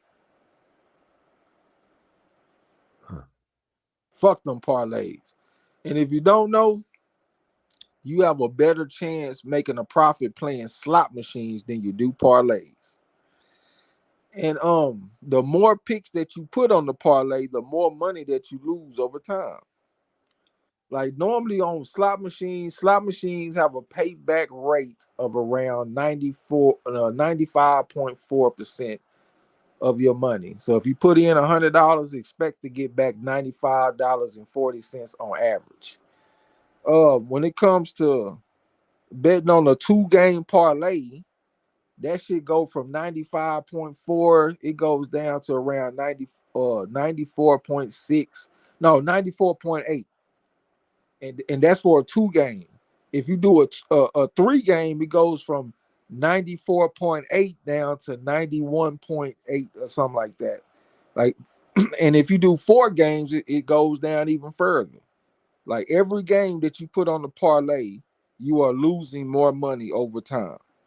So that is the single most sucker play that you can do in all of sports betting on especially an NFL parlay. That's the dumbest thing you can do. And yeah, some people do win every now and then. It's like winning the lottery. Some people do win the lottery. But overall, you will be losing your money if you bet parlays in the NFL. Huh. Eric also say the reason they team did bad because it was Green Bay, and we played in Brazil on a slippery field. They're young and talented. They'll be elite on D when it counts. No, we'll see. I mean, like I said, it was just one game, so I'm not gonna give them the indictment like they're not a good team. I'm just not sure if they have enough to get to the Super Bowl. You know, I just think the 49ers just on a different level when it comes to defense and physicality. And plus, I like the coach, too. I mean, Kyle Shanahan, when it comes to offensive coaches, how much better does it get? This man had Matt Schaub looking like an MVP motherfucker. You know what I'm saying? That's all I need to know. For real. Eric also said he appreciate you taking the time to break down that parlay and educate. Oh yeah, this is what I'm here for, man. I know people be thinking that I just be talking. This motherfucker say I'm a blowhard. That's what Dan Rayfield said. I was a blowhard, even though I was over there kicking the absolute shit out of him and TJ Reeves when it comes to predicting boxing bets, and I drop my bets in the fucking chat every week. So it wasn't no debate about this. I kicked their ass every week, and it wasn't even close. They over there bragging about their records because they taking fighters that's 8-1 favorites, 5-1 favorites, and then bragging about their record. You know what I'm saying? That don't mean shit. Anybody can take an 8-1 favorite. That means nothing. You know what I'm saying? But I understand expected value, man. I've been around this shit since I was 14. My dad is literally a professional gambler. I know that shit sounds crazy as fuck, but he's one of the most amazing people that I've ever known. I just seen him break a whole room full of niggas all by himself. I'm talking about on a consistent basis. So he teaching me about expected value when I was young. I was like 14 when he was teaching me about this shit. So yes, I absolutely do know about value. And that's what betting on sports is all about. You know what I'm saying? If you bet with us, you're going to hear me talking about that all the time. I mean, you gain value. We lost value. This is going on. We got these variables. So that presents us value in this area.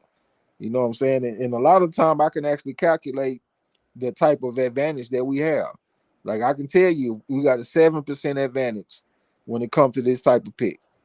Or we hit this type of, when it comes to this type of circumstance, we win these bets 74% of the time. Like I can tell you all that shit because I keep up with it. You know what I'm saying? So yeah, I ain't gonna piss on your leg and tell you that it's raining, bro. If I'm telling you something, I'm telling you that because I feel like it's the right thing to do and to help out. Thanks.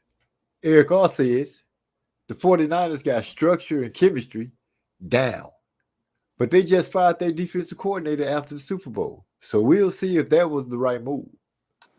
Yeah, but they got that personnel though, man. They're just so strong with the personnel over there. The linebackers flying around, hitting everything, moving. The motherfuckers cold in the trenches. It's just that physicality, man.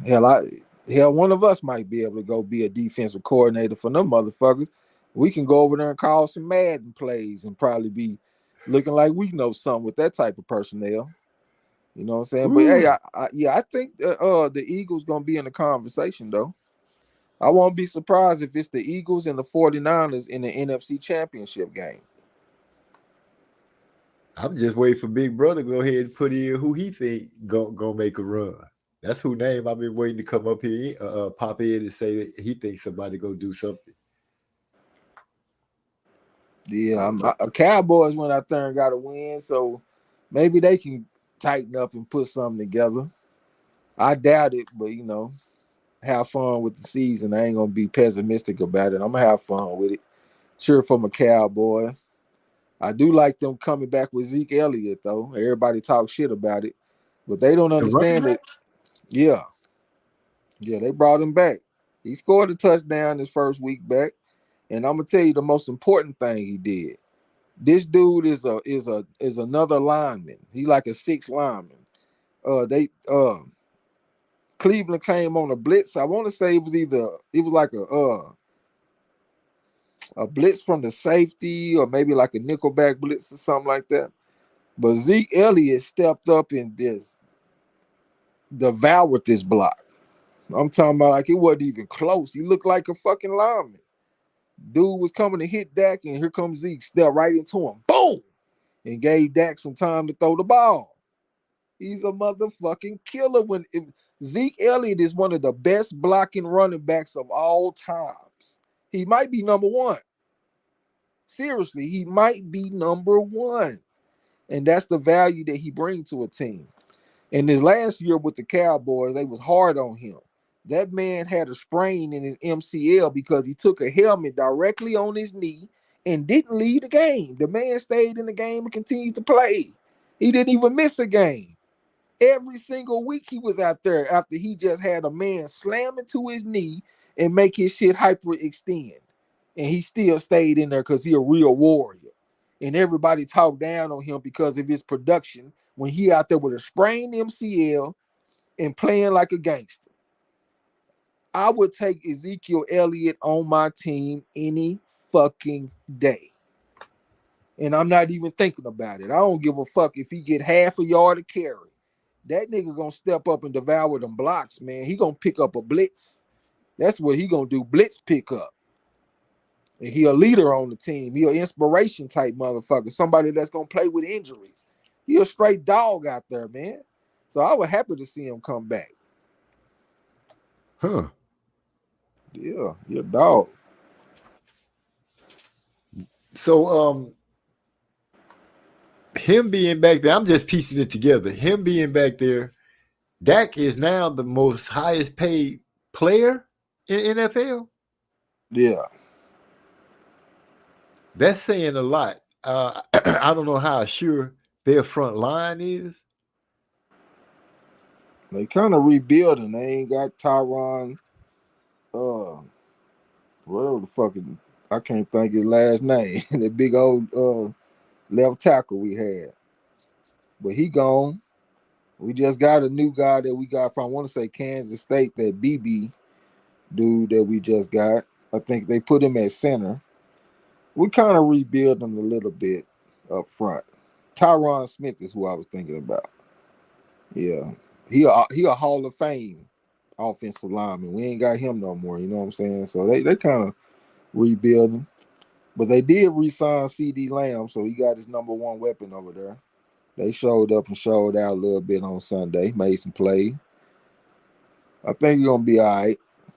They do real good in the draft and all that kind of shit. I had did some stupid shit this past weekend though, because Lala D, she off in the fantasy league at her job. She don't know shit about football. She's so bad in football that she tried to bet me $75 that the New England Patriots was gonna win more games than the Cowboys last year. I started to take her money, but I felt bad about it. You know, I feel bad for the ugly and the dumb, so I didn't take her money. But she in the fantasy league, right?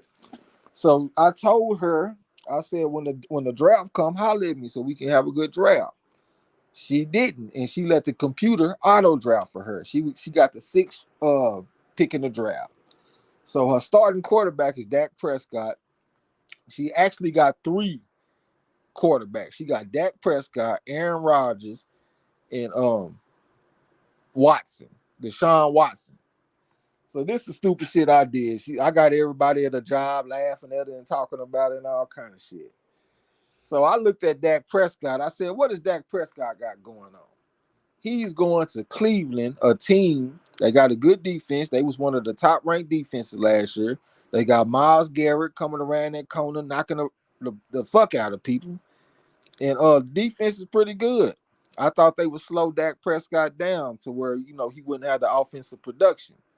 I looked at Aaron Rodgers. I said, okay, Aaron Rodgers going to San Francisco. That's the wrong place at the wrong time. Them niggas hitting down there. He might not even make it out this game because that's just how they hitting down there. So I said they gonna slow him down. So I said, let me look at Deshaun Watson. He going against Dallas. Dallas done lost the defensive coordinator. He going to Washington. They don't have the starting cornerback. Deron Bland is going to be out for 6 to 8 weeks. The other starting cornerback is coming off of injury in Trevon Diggs. It was some more shit that I was seeing. I can't remember everything off the top of my head, but it looked like they was kind of vulnerable. And I thought out of the 3 quarterbacks, Deshaun Watson would have the least resistance on his path to success. So I had her bench Prescott in favor of Watson. Prescott went out there and had a decent game. You know, he threw for a touchdown. I think he was like 18 for 35 or something like that. And Deshaun Watson went out there and laid a fucking egg. I'm talking about he threw a touchdown, but he threw 2 picks. He could barely complete a 5-yard pass. I'm talking about he looked like straight hot garbage out there. And I got Lala D looking crazy at the job. Everybody coming up fucking with her, talking about why the fuck would you bench Prescott for Deshaun Watson? So I'm over here looking like I don't know shit about football. You know what I'm saying? But I was just trying to help her. When I was doing it, it made sense with my reasoning, but I was too smart for my own good. I should have just went with the best player that's playing the best. You know, so I know Aaron Rodgers is a better quarterback, but you know, he been out. Prescott the one that's been hot. He the one that's competing for a potential MVP and all this kind of shit. So I learned my lesson. I can hear Lala D voice just like, what the fuck did Trey tell me? Yeah. Yeah, I had out there looking crazy, man. Wow. Now that's a good laugh for me right there. I appreciate that one. Yeah, I take responsibility for it, though. It's all good. I will say, though, even if she did start Dak Prescott, she was going to lose a matchup anyway. because the team is really just not that strong. I mean, she had the sixth pick in the draft, and she did auto draft. Yeah, some of the players I didn't even know the fuck they was. I had to go do some research. You know what I'm saying? And then I'm looking at the other team. They got Patrick Mahomes and they got Christian McCaffrey and CD Lamb and all. How the fuck you supposed to beat them niggas? And we got this weak ass team. I'm trying to make the best of it. That's why I'm going in on the research. You know what I'm saying? I'm trying to help. But hell, you can't. Shit. I think she just can't be helped. The team is just trash. You know what I'm saying? That nigga weak as a motherfucker. Man, everybody else got all the talent lined up against it. She got the wrong pieces. Names nobody know. Yeah, but I think she got the best backup quarterback in Aaron Rodgers, and she got the receiver Amon St. Rod from Detroit as a number one receiver. All them other motherfuckers are questionable. You know what I'm saying? Like, Yeah. and Prescott a good quarterback for fantasy. But man, all them other niggas, man, them niggas ain't name brand. Them goodwill ass niggas that she got on the team, and we supposed to pull a miracle with that shit. You know what I'm saying? And she telling me, I told her, I said, man, I'm gonna try to make sure that you ain't in last place, and so you can have some kind of respect. She talking about shit. I want a place, and I really want to win. Goddamn, we can't all have what we want. Shit, you should have informed me of the draft. You gonna let the damn computer auto draft and then come telling me what you want? Well, hell, we should have got the draft together, man. We could have had a good team. Hey, can you trade? Yeah, you can trade. Them motherfuckers ain't trying to trade with that weak ass shit though, man. Yeah, I'm thinking about making cuts. I said immediately you need to cut Deshaun Watson because there's nothing he can do for you. There's no reason for him to be on the team. We already got 2 quarterbacks. We don't need 3, and this nigga ain't got nothing. Like it's been a few years since he looked anywhere close to good. So yeah, we need to get rid of that motherfucker. I know ain't nobody gonna trade for him, so we just gonna have to cut that motherfucker. Dang. Yeah. Bad. You can't even trade for nobody. Is there a free agent list that might be a glimmer of hope? Yeah, that's what I'm saying. You're gonna have to cut that motherfucker and then go get you a free agent. Yeah, cut the fat way to get the lean so you can try to do what you need to do. Yeah. But more than likely, we about to get Peter rolled out there. Oh no, man. Moody Trayweather laughing. He said he laughing his Lala D probably heated. Yeah, Especially she talking about she want to win. Yeah. I said, man, I think I messed you up with that quarterback shit. And she texted me back talking about, are you serious? I didn't even respond to that shit. I hit her back the next morning talking about, yeah, I messed up on this. Oh man. Oh man. Jay. He said I didn't even respond. I just waited till the next morning. Yeah, I messed up with her real bad. Real bad. Yeah. Yeah, I'm gonna try to make it up to her though, man. The best I can. A team just trash. I mean, goddamn, what you want me to do? You know what I'm saying? Do like the Moneyball kid did. Go ahead and put the numbers to it and find us some players that you should get some. I don't know, shit. Yeah, and then think about this. What are the odds that each one of our quarterbacks will be going against the top 10 defense? You know what I'm saying? You got fucking Deshaun Watson going against the Cowboy defense with Michael Parsons. I know that they got some injuries and they lost the coach and all that kind of stuff, but when it comes to personnel, they got some players. Hell, even Trevon Diggs got an interception in the game coming off an injury and all this kind of stuff. So then you got Prescott going against the fucking Cleveland Browns, the top 10 defense, Myles Garrett and all that old shit. And then you got Aaron Rodgers going to fucking San Francisco, a top 3 defense. Like, what's the odds of that happening? So I was just trying to see the lesser of the 3 evils. You know what I'm saying? And it just backfired. It just backfired and blew up. blew up in such a way. She was the laughing stock of the day. Yeah. I'm gonna try to get her a win this week. Well, at least she's still open. Yeah, it's the beginning of the season too, so we got some time to make a turnaround. I can just imagine her proper talking self with their voice just snapping. Yeah. Well, it's okay to call the 49ers number one defense. Oh, I ain't mad at it. You know, I have to, it's some good defenses out there like Pittsburgh and shit. TJ Watt flying around, hitting everything, moving out there. But I have picked the 49ers to win the Super Bowl like the last maybe 3 seasons or some shit, at least the last 2. So yeah, I'm a big fan of their defense. I've been a big fan of their defense ever since they even had fucking Jim Harbaugh. And they had Patrick Willis and Navarro Bowman and all them niggas running around hitting everybody. You know what I'm saying? Yeah. Yeah, I'm a defensive connoisseur when it comes to football. So yeah, I love their defense. I got to watch them play their last game in Candlestick Park. Compliments of my son-in-law. Yeah. I mean, I went to Candlestick Park last game. Yeah. History.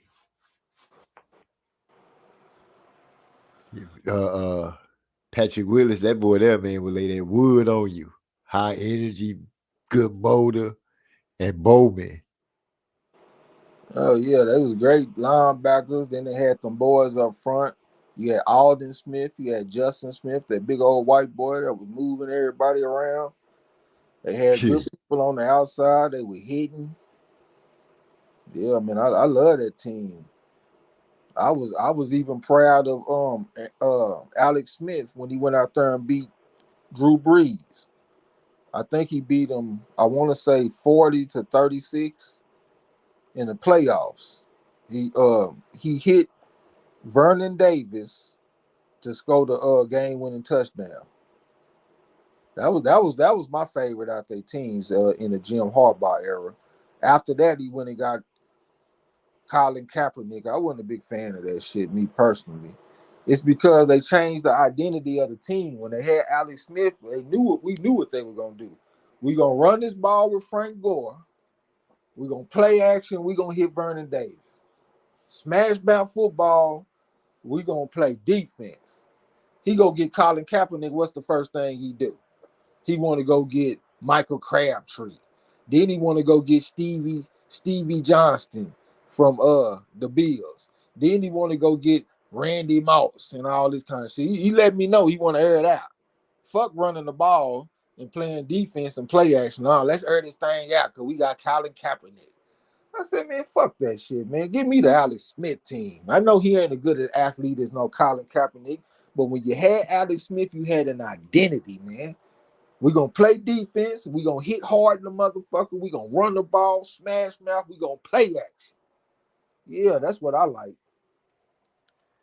Because play action opens up the passing game. Yeah, all day long. You got a nice, and Frank Gore, he was a tough running back. Hard-nosed running back. You could depend on him to go in there and bang for 2-3 yards, especially when you needed him. And he would break on you. Yeah, he can break too. I think he just got inducted into the Ring of Honor this past Sunday. So salute to Frank Gore. He went out there and put that work in. Salute. I used to always wonder. I was like, dang, his thigh pads looked like they was kind of like droopy.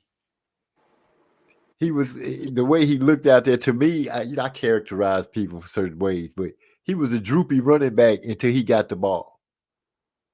And once he got the ball, it was lights out. Remember Droopy used to be the Droopy the dog? You know Droopy the dog? It sounds kind of familiar. Yeah, Droopy was, he was Droopy. And then, you piss him off and Droopy, it turned into like a little superhero. Be ready to kick some butt. And that's how Frank Gore reminded me. When he was going to the huddle, he just seemed like, oh, okay, I'm out here. Like, oh, but the minute that ball snapped, it was like a little fire truck taking off. He could catch out of the backfield well enough. He would block. He did it all around. Yeah, you bad motherfucker. That's when I was watching football regularly. I was watching it then. Those were the days.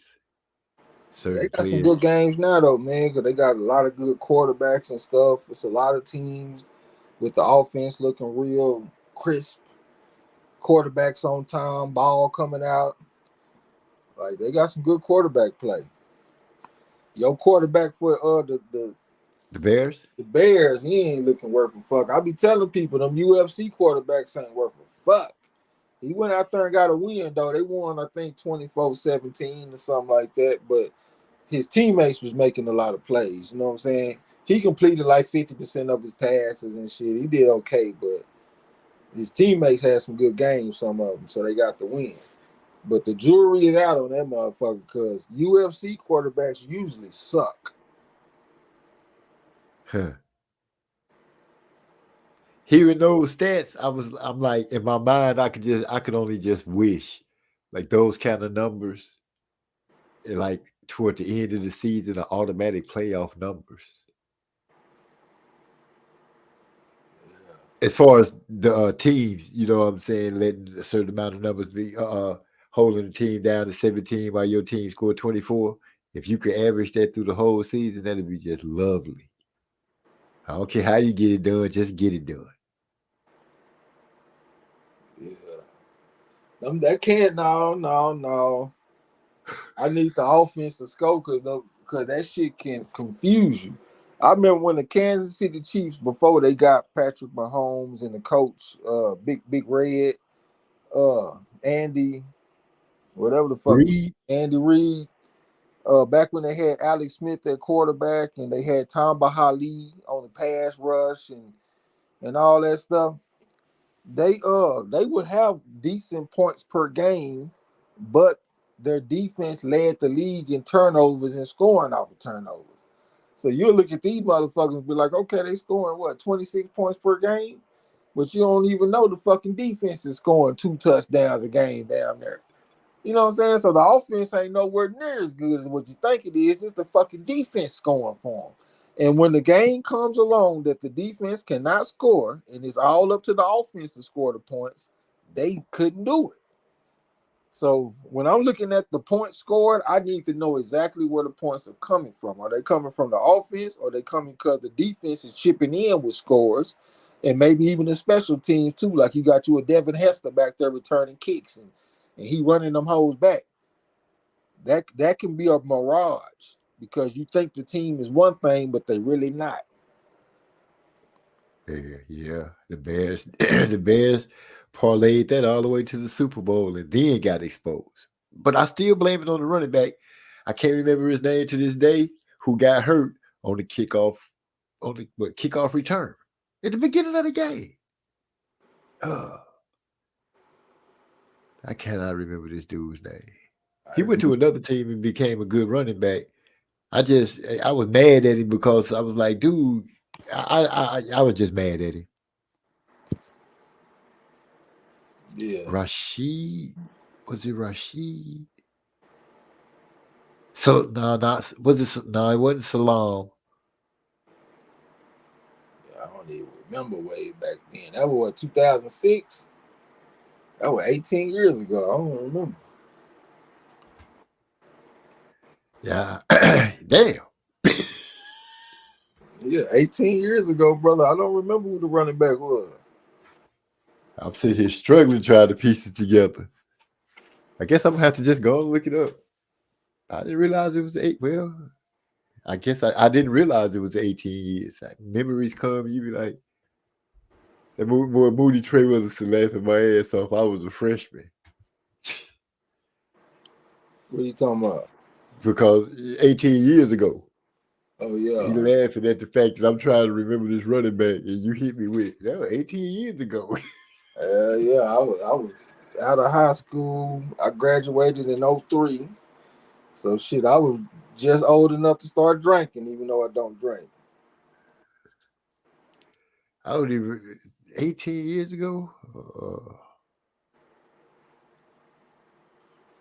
It's a little hazy. Yeah, nigga, It's a you lot. remember you was somewhere with the trick bill high as a motherfucker 18 years ago, huh? And now you want to act like you don't remember. Yeah, nigga, With you the who? remember. Hell no. I'm gonna have to answer that slow so I can make sure it trick me. What the fuck is that? Trick bill sky high.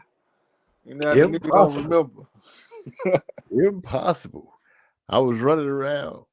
That wasn't 18 years ago. Who was 18 years ago? I was cheering for one of my babies doing something great. Yeah. I will go with that then.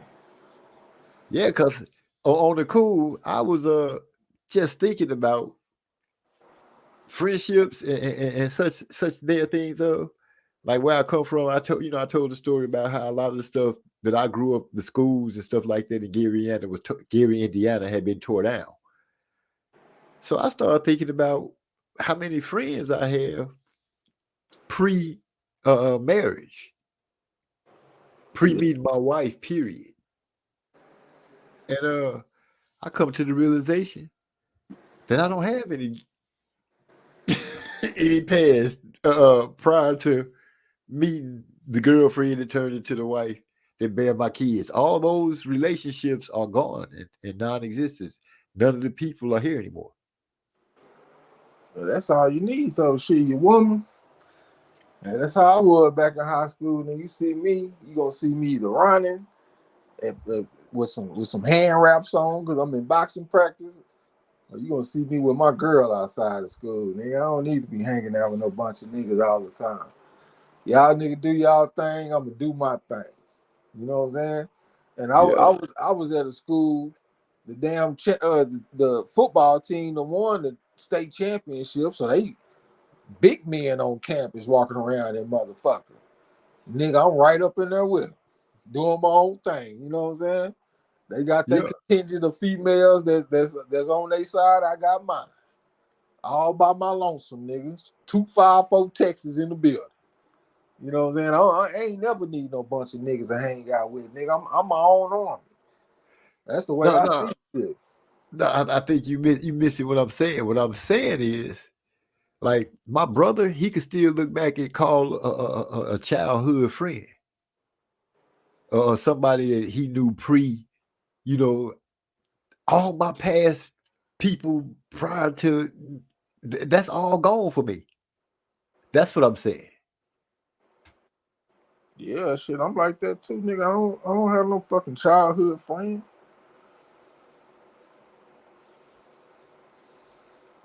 Yeah, nigga, shit, it's life. Yeah, it is, but it's crazy as hell because when I sit down and talk to my children about certain stories, I'm like, damn, that person gone. It's like telling stories of ghosts. Nigga, down there 85 years old. How long you expect the folks to live, nigga? Who? 85? God. Nigga down there 90 talking about he surprised his friends is gone. Nigga, how long you expect them to stay? I like how you adding 5 years every other second though. This nigga down there a hundo talking about it's a trip that his friends ain't here no more. Like, come on, bro.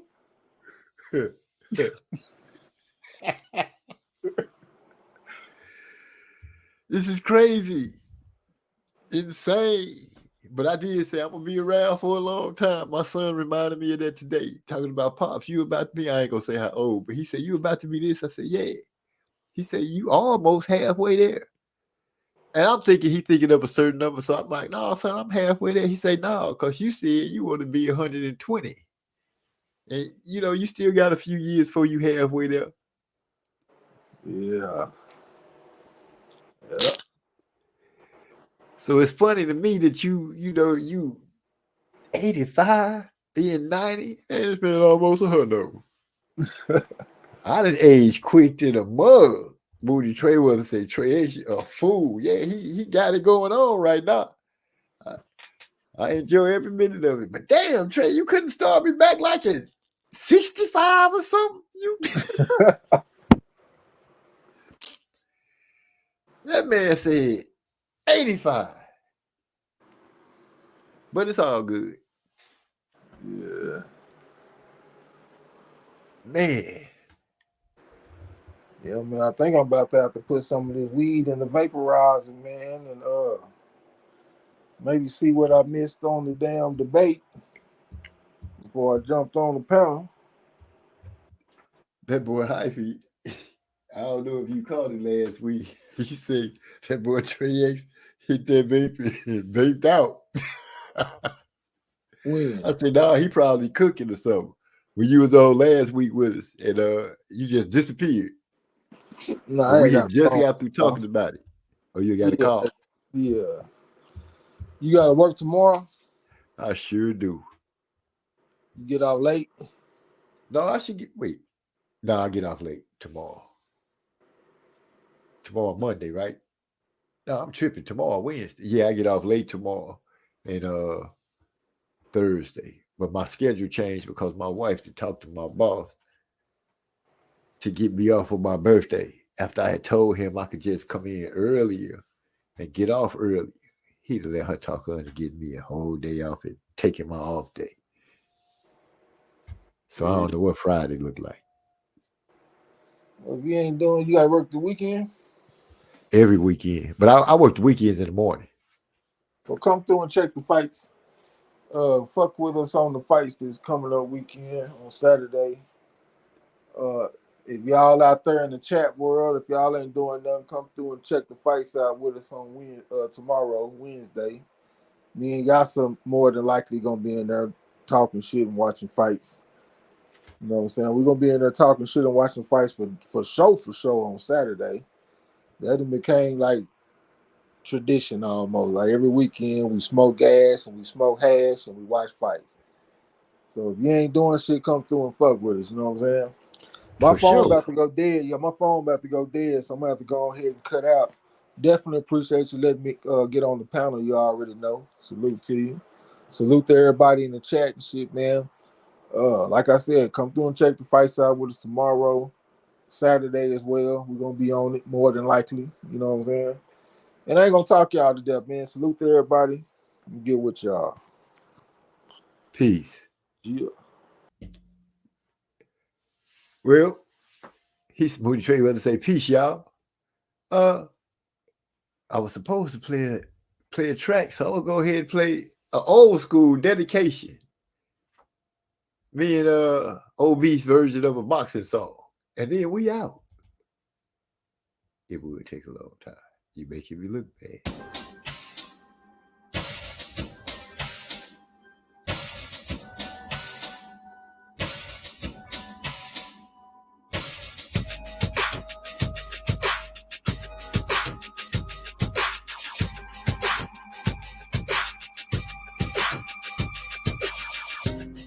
Hey, I dedicated all my life to this. Blood and sweat and tears and mindfulness. Witness greatness right before your eyes. No matter what obstacle I will rise. Like a phoenix from a deep sea, daily 2 a days, weights and cardio deep, physique tone, my conditioning is at its peak. Focus and precision got me on a winning streak. My gloves golden, my knuckles swollen, my body aches while the refs holding my own victory. On the course to make history, you are the losers and miss to me. Raise your fist to me, it will go toe to toe, my nigga. Blow for blow, you wanna go, let's go. But you should know, my grind is weary, my drive is clearly the reason why these other fighters feel me. I'm more beast with it. Get it? To be specific, increase slippers, elevate that. Beast with it. Take all your givers for robbing, stealing, but I might tice them up while I'm dodging feelings. My silver's the sky with a sunroof open, I float like a butterfly. When I see you in your eye, you hope this be the last time that you feel missing in your time zone. Kill your vision, snatch your mind stone. Dundee, Ali's trainer right next to me is saying it. You may hear him. Down goes Frazier! Down goes Frazier! Down goes Frazier! Hey, I dedicated all my life to this. Blood and sweat and tears and mindfulness. Witness greatness right before your eyes. No matter in the ring, I'll be facing the champ. When the bell goes in, you'll be facing the champ. That jab in his face, don't set him up, see him run to his gut, make him feel it in his spine. He's spitting out his mouth, he grill wide open. Start dropping bombs, blood starts flowing. Rapid fire like an AK, hitting everywhere. Have him looking like his pockets on the payday. Now you call him a killer? Well, I'ma gon' make this a thriller and beat him like he stole something. I was blessed to dodge most hands, unaffected by what might land. I'm gonna make it where the ref have to save you. You're a brother that I saw that disabled strength like wild and speed like I reach. Your hands can't keep what your eyes don't see. I'm awakened till the feet start to hurt. Push him in the corner, ropes hold him up. Now I'm working on the inside, rearranging everything about him on the inside. Everything about him on the inside. Broke up, took a step back, watch the champ as he fold up. Interview now, I'm gonna make this abundantly clear. It's a new undisputed era. The heavyweight champion is taking the mandatory 8 count, and Foreman is as poised as can be in a neutral corner. With that, I'm gonna say peace. That track hitting by Obese, myself, and Master Rye singing the hook. For those of you that watched the replay, thank you for coming through and spending some time with us, because you could have did anything but spend time with us. So I appreciate that. I'm out.